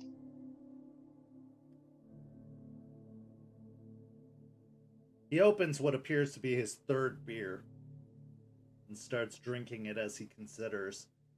He's not chugging as quickly as he had the previous 2, though. The sips are slow and deliberate. And with the can finished, he sets it down, banging it on the table, almost like a gavel, striking on the table.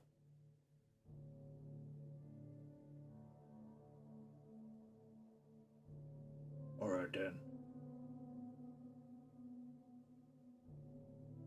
And that's all he says. He strides back to the axe, pulling it out of the stump, and begins chopping, not saying another word. I will finish my beer, grab the empties, toss them out on the way out, leaving the other 2 there for him, and head back. Probably stop, talk to Trillium for a little bit before completely leaving. Yeah, making sure to say your goodbyes. Yeah. Spend a couple of hours just reminiscing with Trillium. Make her know the timetable so that she can communicate to Mountain's Claw, and then head back home. With that, we're going to head to a quick break, about 5 minutes or so, and when we come back, the pack will be reformed to take care of some old, undealt with business in a very final fashion. We'll be back in just a few minutes. See you soon.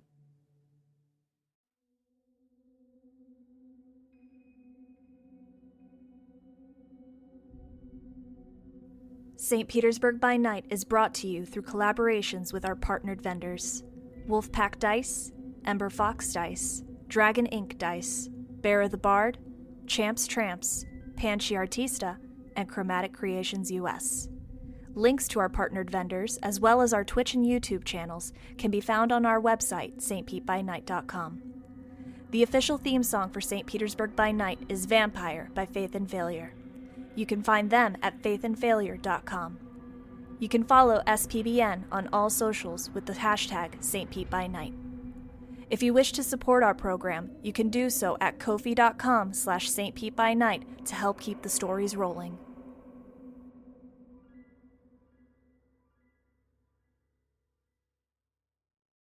Welcome back. We hope you had a good break. In the first half, the various members of our pack reached out to their contacts all across the country, from Washington to West Virginia and everywhere in between. Their goal was to seek out and find any assistance that could be had in the building of the cairn in Tampa. A mighty task, to be sure, one that could require a great deal of sacrifice, a great deal of strain. Now that the calls have been made, that deals have been brokered, that arrangements are taking place, the pack finds itself once again together several days later, having made their various calls, having made their case. Aspen, you know that there's some lingering business, something that was forgotten about but has been found again in the form of a leech, a vampire, that has remained in a state of torpor within Ryder's storage unit at Greer's for the past several months, ever since the assault on the energy plant. Where are we finding ourselves now, and what are we doing? So she would have gotten the pack together, had them they talked it out, and she would get Regina, and she would get the tote and get it into the back of Regina, with the help of Artie and Aiden, I'm sure. And then they would go back to Lettuce Lake, just kind of in the area, a little back farther, closer to the water, and they would all convene there. So we find ourselves in the depths of Lettuce Lake Park, even beyond the campground where the RV has called home for the last almost a year. Here we find the pack assembled around a trunk, almost like a large costuming trunk, but reinforced. A very thick, sturdy box with a large padlock attached to it. What time of day is it when we arrive? It would probably be early afternoon. Early afternoon. So the sun is blazing up above. The heat is palpable and the humidity is out of control, as Florida has experienced record high heats for the past couple of weeks for this time of year. Temperatures spiking in the high 80s during the day and settling into the mid to high 70s even in the depths of evening. It is hot, it is sticky, and it is humid. And from all intentions, it might just get a little bit hotter in this particular area. As you stand on the bank of the lake itself, the cool water allowing a light reprieve in the form of a breeze that occasionally brushes its way over the waters and onto the land. Artie lets out an oof as he drops the case onto the ground with Aiden's assistance. So we're really doing this, huh? Mm-hmm. As Aspen is also carrying her own small cooler. Can't say I've ever seen this firsthand, so this will be entertaining, enlightening at least. How was everybody's week? Should we make small talk, or do we just open the case? Like, how do we do this? Well, I know that Joseph wanted to look on both sides, I believe, to kind of see what that was all about. Yes, please, and thank you. I was going to make sure that was an option. Aspen opens up the small cooler that she was carrying, and it's got ice with like beers and energy drinks and sodas in case Aiden only wants soda. And she kind of opens that up, throws a beer over to Jester. Aiden walks over and reaches into the cooler, grabbing one of the energy drinks, placing a hand on the small of Aspen's back as he leans over and giving a slight scratching to her back. as he gives her a smile and stands up and then starts opening the energy drink. Joseph, you are attempting to gaze beyond to see what might be attached to this individual and to this case that is currently your dormant captor, or captive. Go ahead and make the roll. Okay, I'll be using penumbral senses again. I'm opting to do natural and not use the glasses, so if anyone else wants to use the glasses we found last week, they can. This is an intelligence and wisdom roll, cost me willpower, and my DC is the gauntlet rating. Okay. I'm thankful to Aspen for bringing it out here.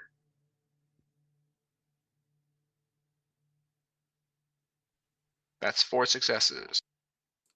The transition is smooth and easy. The gauntlet not overtly thick in this particular area. As you blink your eyes, the photo negative of the Umbra coming to cross over the site of the world that you stand in, live in, and breathe in. You can see the Umbra beyond. You can see the lake now about a quarter of the way full. Seemingly filled more since the last time you gazed, not just the empty bedrock of the ground below, but now a sizable amount of water, probably 1.5 to 2 feet deep. As you look across, you even see a few fish spirits playfully skittering across the water. Looking over towards the case, it has a very opposite feeling to the joy you feel from looking at the lake, looking at how the Umbra has started to grow and started to repopulate since your last trip. Instead, what you feel is a very sinking pit, a black, dark, deep emptiness, and a rage that seems to be caged, dormant, like a volcano that you're not expecting to explode unless it's given the exact right conditions, but you could see all of the pressure built up within the box, but it seems to be caged, it seems to be locked away and frozen. As your eyes continue to drift over the surrounding park, there are shadows moving amongst the trees. Undefined, very veiled and blurry shadows moving through the trees. But they seem sentient. They seem aware, but ill-defined. Could I think back to all of my teachings and see if I can figure out what these things are? Sure. If they are ghostly like the things on the dock or some other form of spirit? Give me an intelligence and occult roll.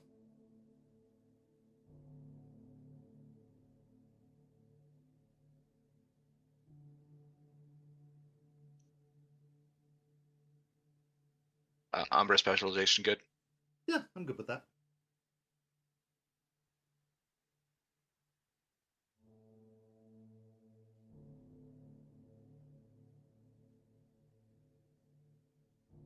I'm really nervous. I'm going to spend a willpower. Okay. Roll 3 of them.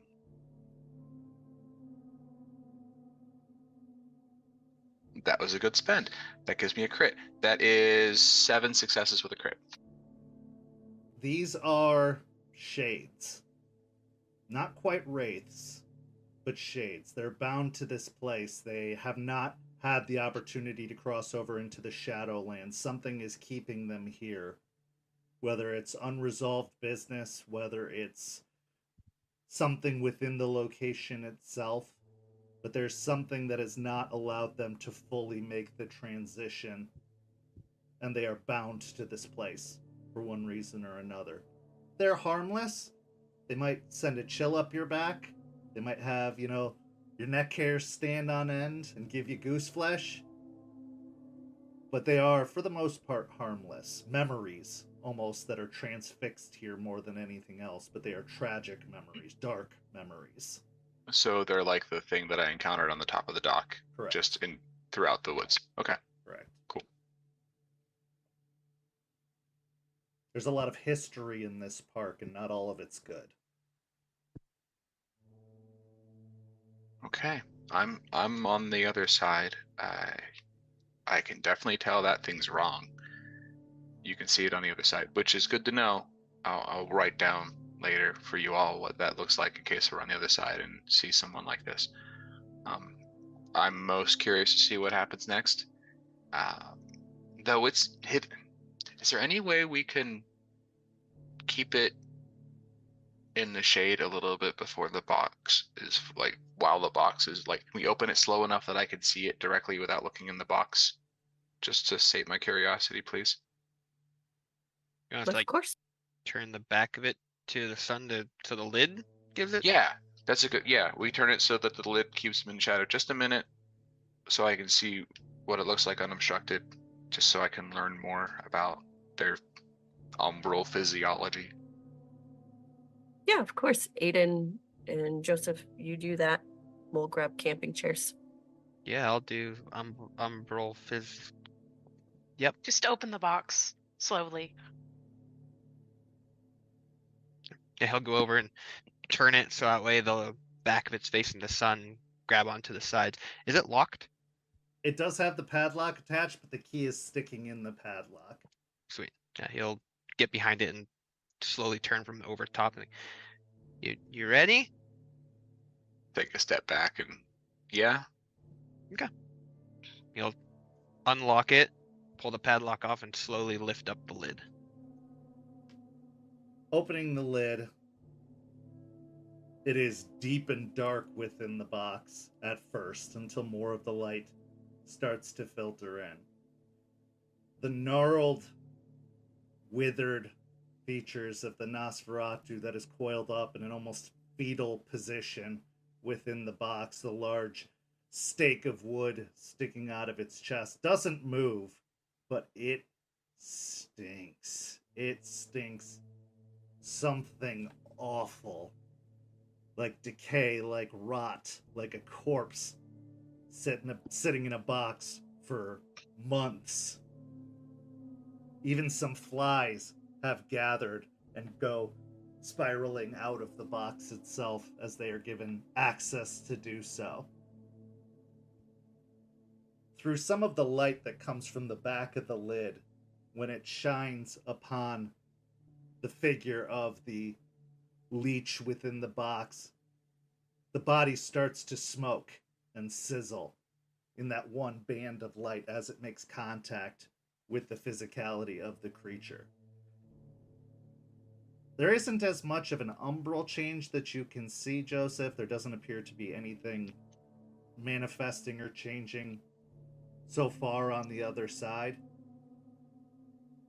But the body does start the early stages of burning, like a magnifying glass held over an insect, that smoking sensation that starts to appear before the full-on burn sets in.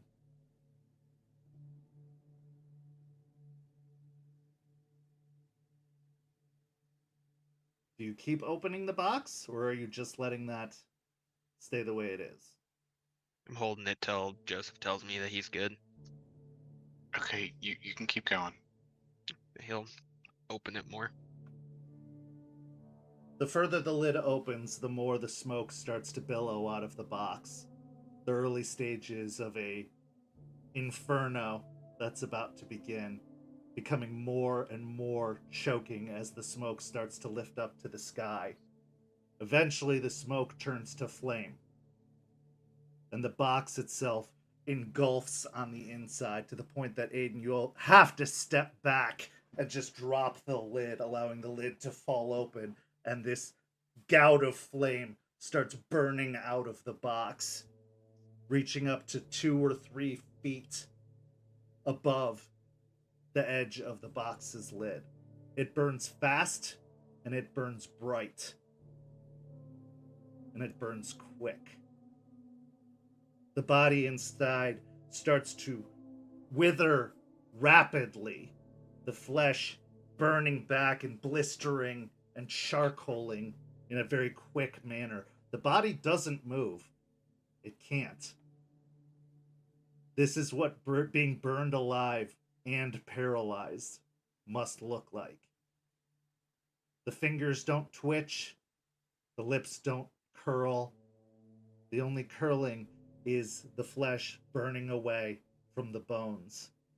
But even the bones themselves burn, and they burn quickly. The flames lick at the side of the box, leaving scorching on the inside, even scorching some of the lid itself. Everyone has to take a step back from the gout of heat that emerges. Eventually, the flames start to die away.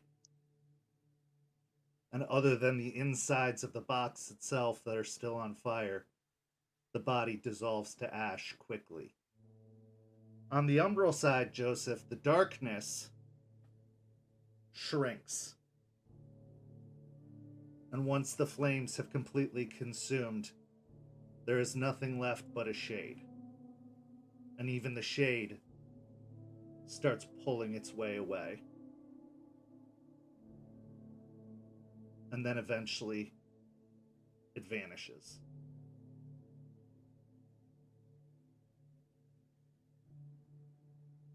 Now all that's left is the smoking remains of the box, which is likely going to be of very little use after this, as it was nothing more than a second-hand costume trunk. So what do we do with the ash? Does that need to be taken care of, or can? It looks fine on my end. It's just ash now. Garbage? Yeah. That went up really crazy. Yeah, that was bright and hot. That was really cool though. Let's find another one. I would have brought hot dogs, but I didn't really want the taste of worm in my mouth. Yeah, same. That would have went up really fast though. It would have cooked really Yeah. quickly. It reminded me of like those chefs at that Benihana restaurant when they put oil on the grill and it just like flares up. Yeah. Yeah. I want to go. Oh, you'd love it. Although I think you'd probably end up getting really mad when like a shrimp tail got flung at you or something. Yeah, probably. You start a fight. Hey, don't throw food. That's pretty much okay. Never mind. Yeah. You're supposed to catch it in your mouth. It's a lot of fun, actually. Oh, I'm good at that. Yeah. Like pop. Sure. So I have some news. I reached out to the Atlanta Cairn, and they are sending down some help. Terrence is coming. Hey. mentor. Hey, cool. Oh, good. Interesting note. He's a child of Gaia. That. Yeah. Okay. I don't think that's surprising to anyone, but yeah, apparently he's been taken in by a theurge of the children of Gaia, and they're starting to teach him. Good for him. Yeah. That seems right. That makes sense. He'll get to meet Trillium. Really? So you got some help Yeah. coming down? Yeah, I got some help too. My my kinseeker, one of my elders from the Ghost Council, have agreed to bring some help down. So I got some people coming, but Terrence meeting Trillium will be worth all the risk, to be honest. How'd it go for everybody else? I only got maybe 4. Maybe they might bring some Ghislaine, but that's something. I don't know how many. Duncan did agree. He's going to come down himself. So that's another good fighter that we're going to be able to have on that on the defensive line. I don't know how many he can bring, but he has a lot of sway. He's also going to be bringing a rock, so that way we can connect there to here. Pathstone? Yeah, I think I think that's what it was. Yeah, it's a way that if a fallback point was his idea. If things end up not going the way we want them to, at least we'd be able to get far enough away that and a place to recover. Moon bridges will be helpful. I've mentioned that to the Cairn up north as well. The more moon bridges we get to other cairns, the more support we can get, and the more connected we can be to the nation. So that's really good. It's a great call, Aiden. I've got at least two coming from Colorado. Gibbous will probably help with the ritual, but Raven will probably help with protection. She's looking for a good fight. They might have more, I'm not sure. So that's 4, 5, 6, 7. That gives us our 13, but protection. I have a fair bit of Ghislaine coming to protect all of our borders. And I have Matthias coming, and hopefully a couple others. Wait, Cool. you know a guru named Matthias? Yeah. Cool. Oh, Artie, you're gonna love him. He's great. Really? Yeah. Now wait till he hears about this whole thing. He's wonderful. He's great. You're getting really good at sarcasm, Aiden. He is, isn't Thank he? you. Actually, that I felt that one in my core. I've been practicing in the mirror. Doing so good, buddy. But we do Yes. have protection along our borders while the ritual is happening. So that's not going to be an issue. So I guess if we have Ghislaine protection, that means Aiden and I and whoever else is also protecting, if there's still extra, will probably be on the Umbra side. That would be a good call, yeah. Because we need to fight physically here and the Umbra, right? It's not gonna just all be physical. So we'll need fighters on both sides. Okay. Yeah, it's unlikely that some of the spirits will, like, not all of the spirits will be able to manifest, so probably meet both sides. I also know that I've been doing some reading that there's some spirits that can control from the Umbra. They don't need to be here to do things. So having people on that side to make sure the Ghislaine don't get subjected or they try to mess with the ritual would be good. Or like subjugation spirits or something. No, that'll be great. Hopefully, they can get more numbers here because this is what we do know. That's the amount we do know, and whoever else they can convince will be helpful. I would expect Mountain Claw to probably fight on the Umbral side. He's been around, but he'll know how to do it on that side, so he'll probably help you on that side as well. I think he could probably step over too. He's learned enough of those kind of rituals. He might be able to take a group over. Duncan will probably be on the physical front of it. So there's going to be a lot of new people coming down, a lot of new introductions to be had. Some I'm looking forward to more than others now, apparently. I guess that makes this one of the last times for a while that it'll just be the 5 of us. How's everybody feeling about everything?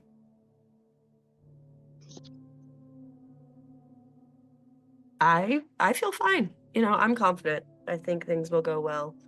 I think we have the numbers, and I think we've been preparing for this for as long as we've been together, it feels like. So this is what it's all come to. And I'm confident, and I'm happy to have all of you guys here to do it with. It's going to be a hell of a mood. With the right, it's possible that the cult notices too, which means we might have other guru Did everyone tell their people about the cult? I told Duncan Yes. about it, and he's aware of the situation. Shit. I can send them a message. Yeah, it might be worth mentioning, because I don't think they're going to be expecting to... I mean, they should expect to possibly fight other Guru as well. I don't know how they're going to feel about another Cairn popping up in what they are trying to claim as their territory. Even if it is just the 5 that we know about, that's still enough to tip the tides a little bit. That's 5 Guru. Get an extra keg. We can appease them with some beer. Speaking of appeasements, my people from Colorado are probably going to want a favor back at some point. They mentioned the possibility that they may need some of us up there sometime in the future. They said they could work it out and speak to you, Aspen. Jester, as she's talking, will pull out her phone and text Raven, forgot to mention something. Really sorry. COF. In response, you get a bunch of emojis of the face with the crossed out mouth with all the expletives on it and the angry eyes. She'll get the forgive me. She'll send it a forgive me gif. I was aware that we probably have favors to owe, so it's not out of the realms. I do have favors to owe as well. Matthias is wanting to move his business up here and taking businesses from the leeches and, paperwork, blah, blah, blah, blah. But we'll get into that more, I'm sure, when he's here, and we'll figure out the details of all of that. I'm good on my end. Duncan, I offered, and he said no. I think it's important, too, that we make sure that everybody that shows up is vouched for in one way or another, because it's also possible that the cult tries something sneaky and tries to slip somebody in to our ranks. I mean, we have to be aware of all possibilities. There's going to be a lot of unfamiliar faces coming into town, and it might be important to just make sure everybody's accounted for in one way or another. I don't know if we can start a list or something, but I'll try and create a registry of anybody who checks in so that if somebody shows up day of that we don't recognize, we can keep extra eyes on them. It's going to be a lot of people in one place. Speaking of which, and with Ghislaine and everything, how can Chloe help? She's not much of a fighter, so being on the line is not the best for her, but she's going to want to help. Staying alive would be great. Well, yes. She can help organize all of the people coming in. Maybe she can manage the list and the registry. I think I'll take a little bit of time and I'll make a bunch of favors. Like something for them to wear, to mark them so we can give them to the people we trust and have them pass them out specifically. That way we can easily see who belongs. And maybe Chloe can help facilitate that.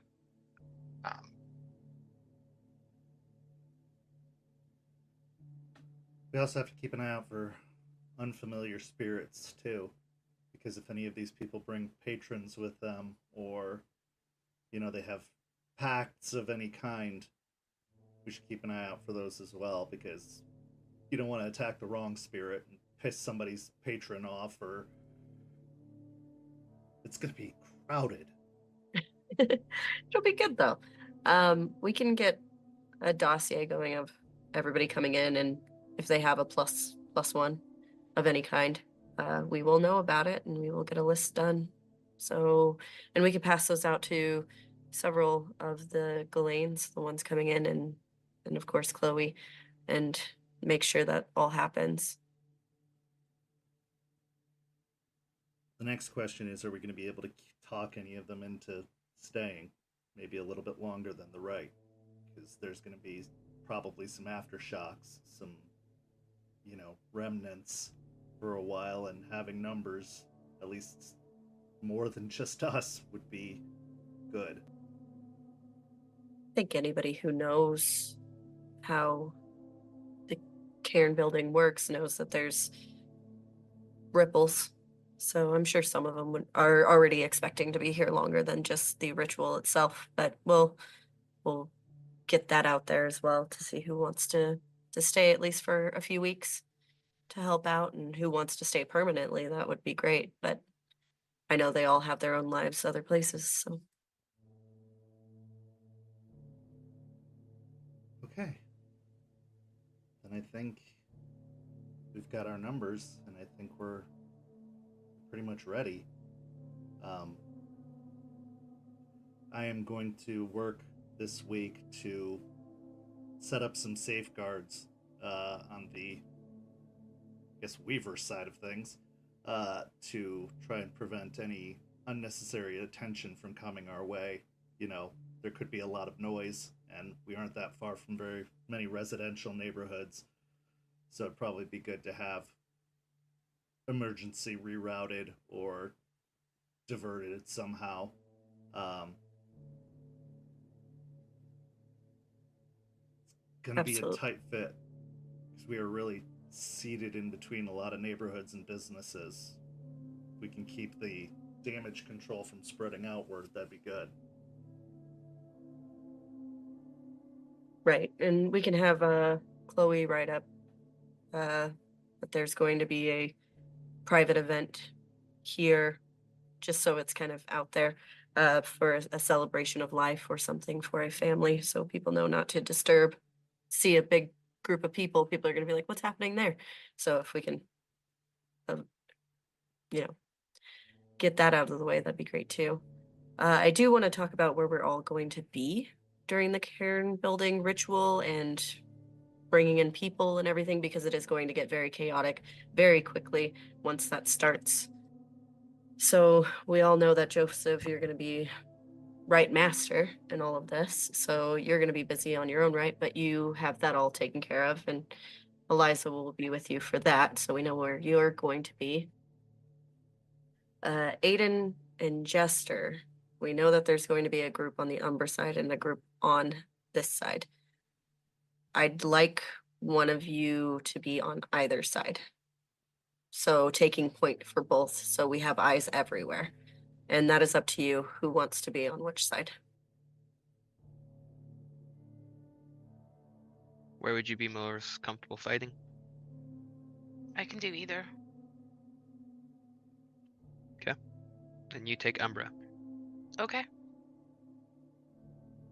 think that'll also be very smart, especially if Duncan's going to be on this side. Then being with him, you'll have an ally there. And then we'll have one of Joseph's people on the Umbra side to be with Jester as well, from what it sounds like. One or two, maybe. Yeah, the other Ghost Council should be comfortable on the other side fighting. I think it'd be a good idea to keep Aiden and Jester close to the right site, not too far away.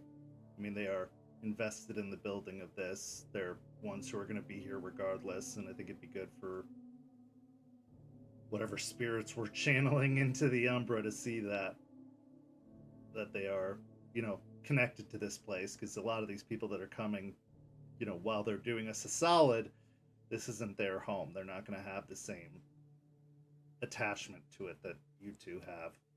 So I would say standing guard nearby and not necessarily out at the borders like 100%.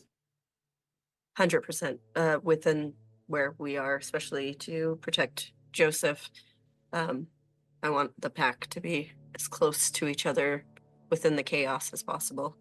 Which brings me to Artie. Where would you like to be during this? Wherever you are, that's where I'll be.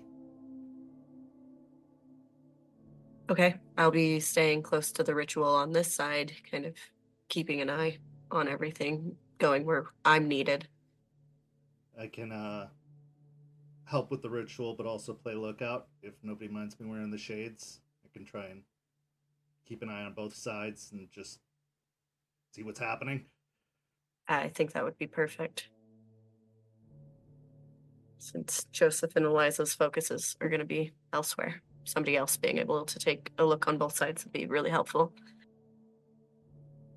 Okay, yeah. Assuming their attention's going to be pretty focused. Same with Joseph, so I don't know much of the ritual stuff, but I can at least be lookout and sentry until my part of the ritual is needed or whatever the case is. Right. Are we each gonna need to do something for the ritual? Like, do we? 13. We counted on you and Jester to not be part of the 13.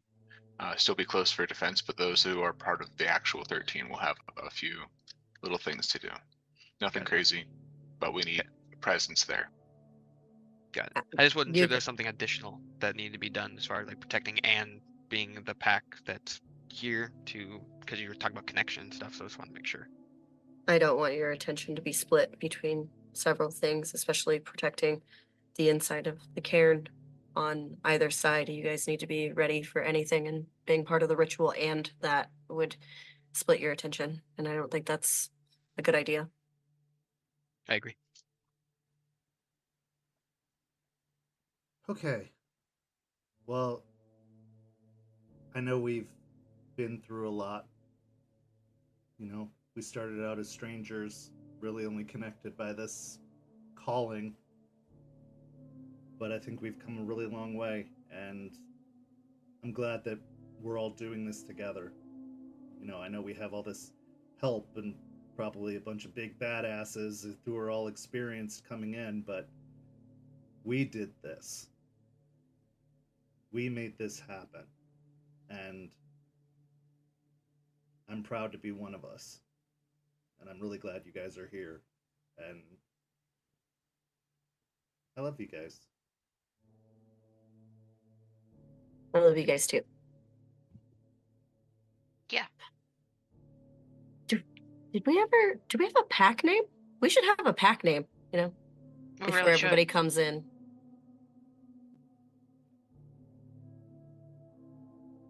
Huh. I guess we never thought of it. I just called us the pack. Yeah, not having others, you don't need a name. But Right. we're gonna have others. We're also going to need a sept name, too. I mean, if we're actually starting the whole full-blown sept here, that's a thing. I say we keep the same sept name that it was before. It holds weight. It has history.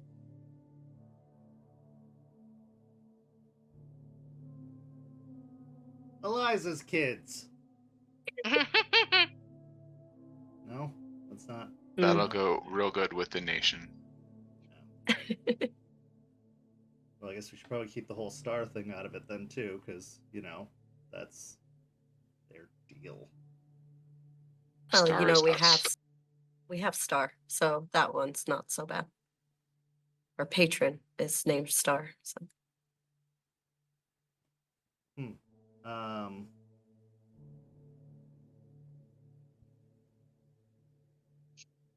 I'm gonna keep saying silly ones if you all don't start offering some serious ones here. Like Hogan's Heroes, that's my next offering. No? No. I know nothing. Jester, you've got your whole Galliard fancy literature stick going on. You got anything? What about the Evening Star pack?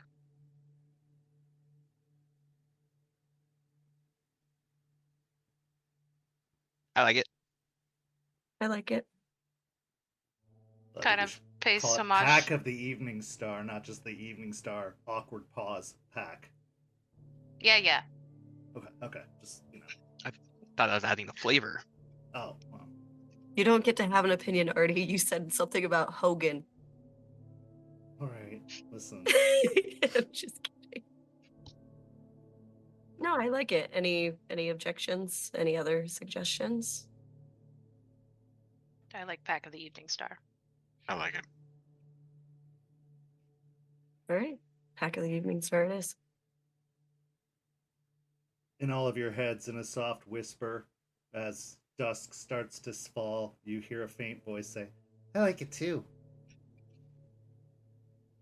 Good evening, Star.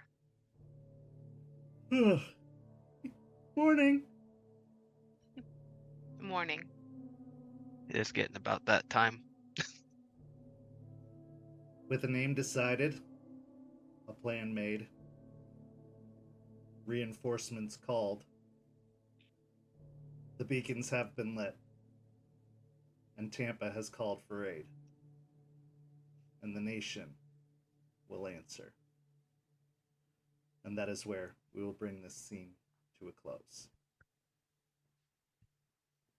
Across town, in a very, very tall high-rise, Edward Bateman sits behind a desk, as he is normally found.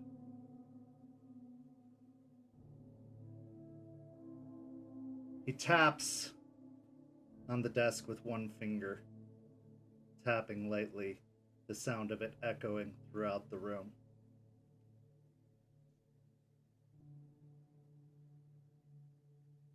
He looks towards an individual who he can't see.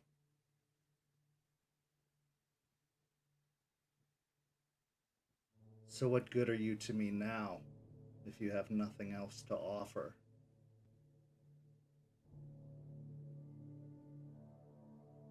They step forward and slide a photograph onto the desk. The photograph shows Regina pulling in to the Memorial Gardens.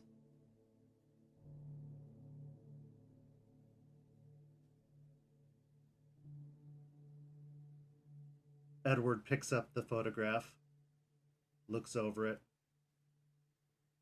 sneers momentarily, but then the sneer turns into a smile. Well, that makes sense. Perhaps you still have some use. Keep following them and find out what you can.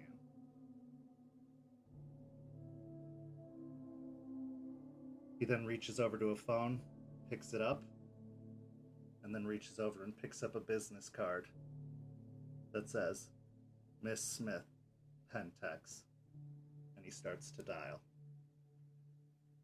And that is where our scene and our session comes to a close. Thank you so much to these incredible players. Thank you to everybody who's been watching. Next week is the final session of this season of Rage Across Tampa. Will the cairn be built? Will the pack be successful? You'll have to tune in next week to find out. This week, all of our shows are back. Thursday night, we have Don't Get Caught. Friday night, we have What the Hell Is That? Saturday, we have After Dark. And then Sunday, we have Bloody Strings. And then, like I said, next week on Tuesday is the final Rage Across Tampa. Go follow St. Pete by Night on all the social media listed down below. And we will see you next time on Rage Across Tampa. Have a good evening, everyone.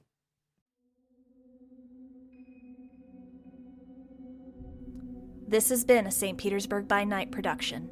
Rage Across Tampa is produced in agreement with the World of Darkness and Dark Pack. The storyteller for Rage Across Tampa is Kent. Tonight's characters were voiced by Champ, Preston, Noree, and Simon. Visit our website at stpetebynight.com for more information about all of our productions and how you can become a part of our community. Thank you for listening. Until next time, fangs, stakes, and claws out.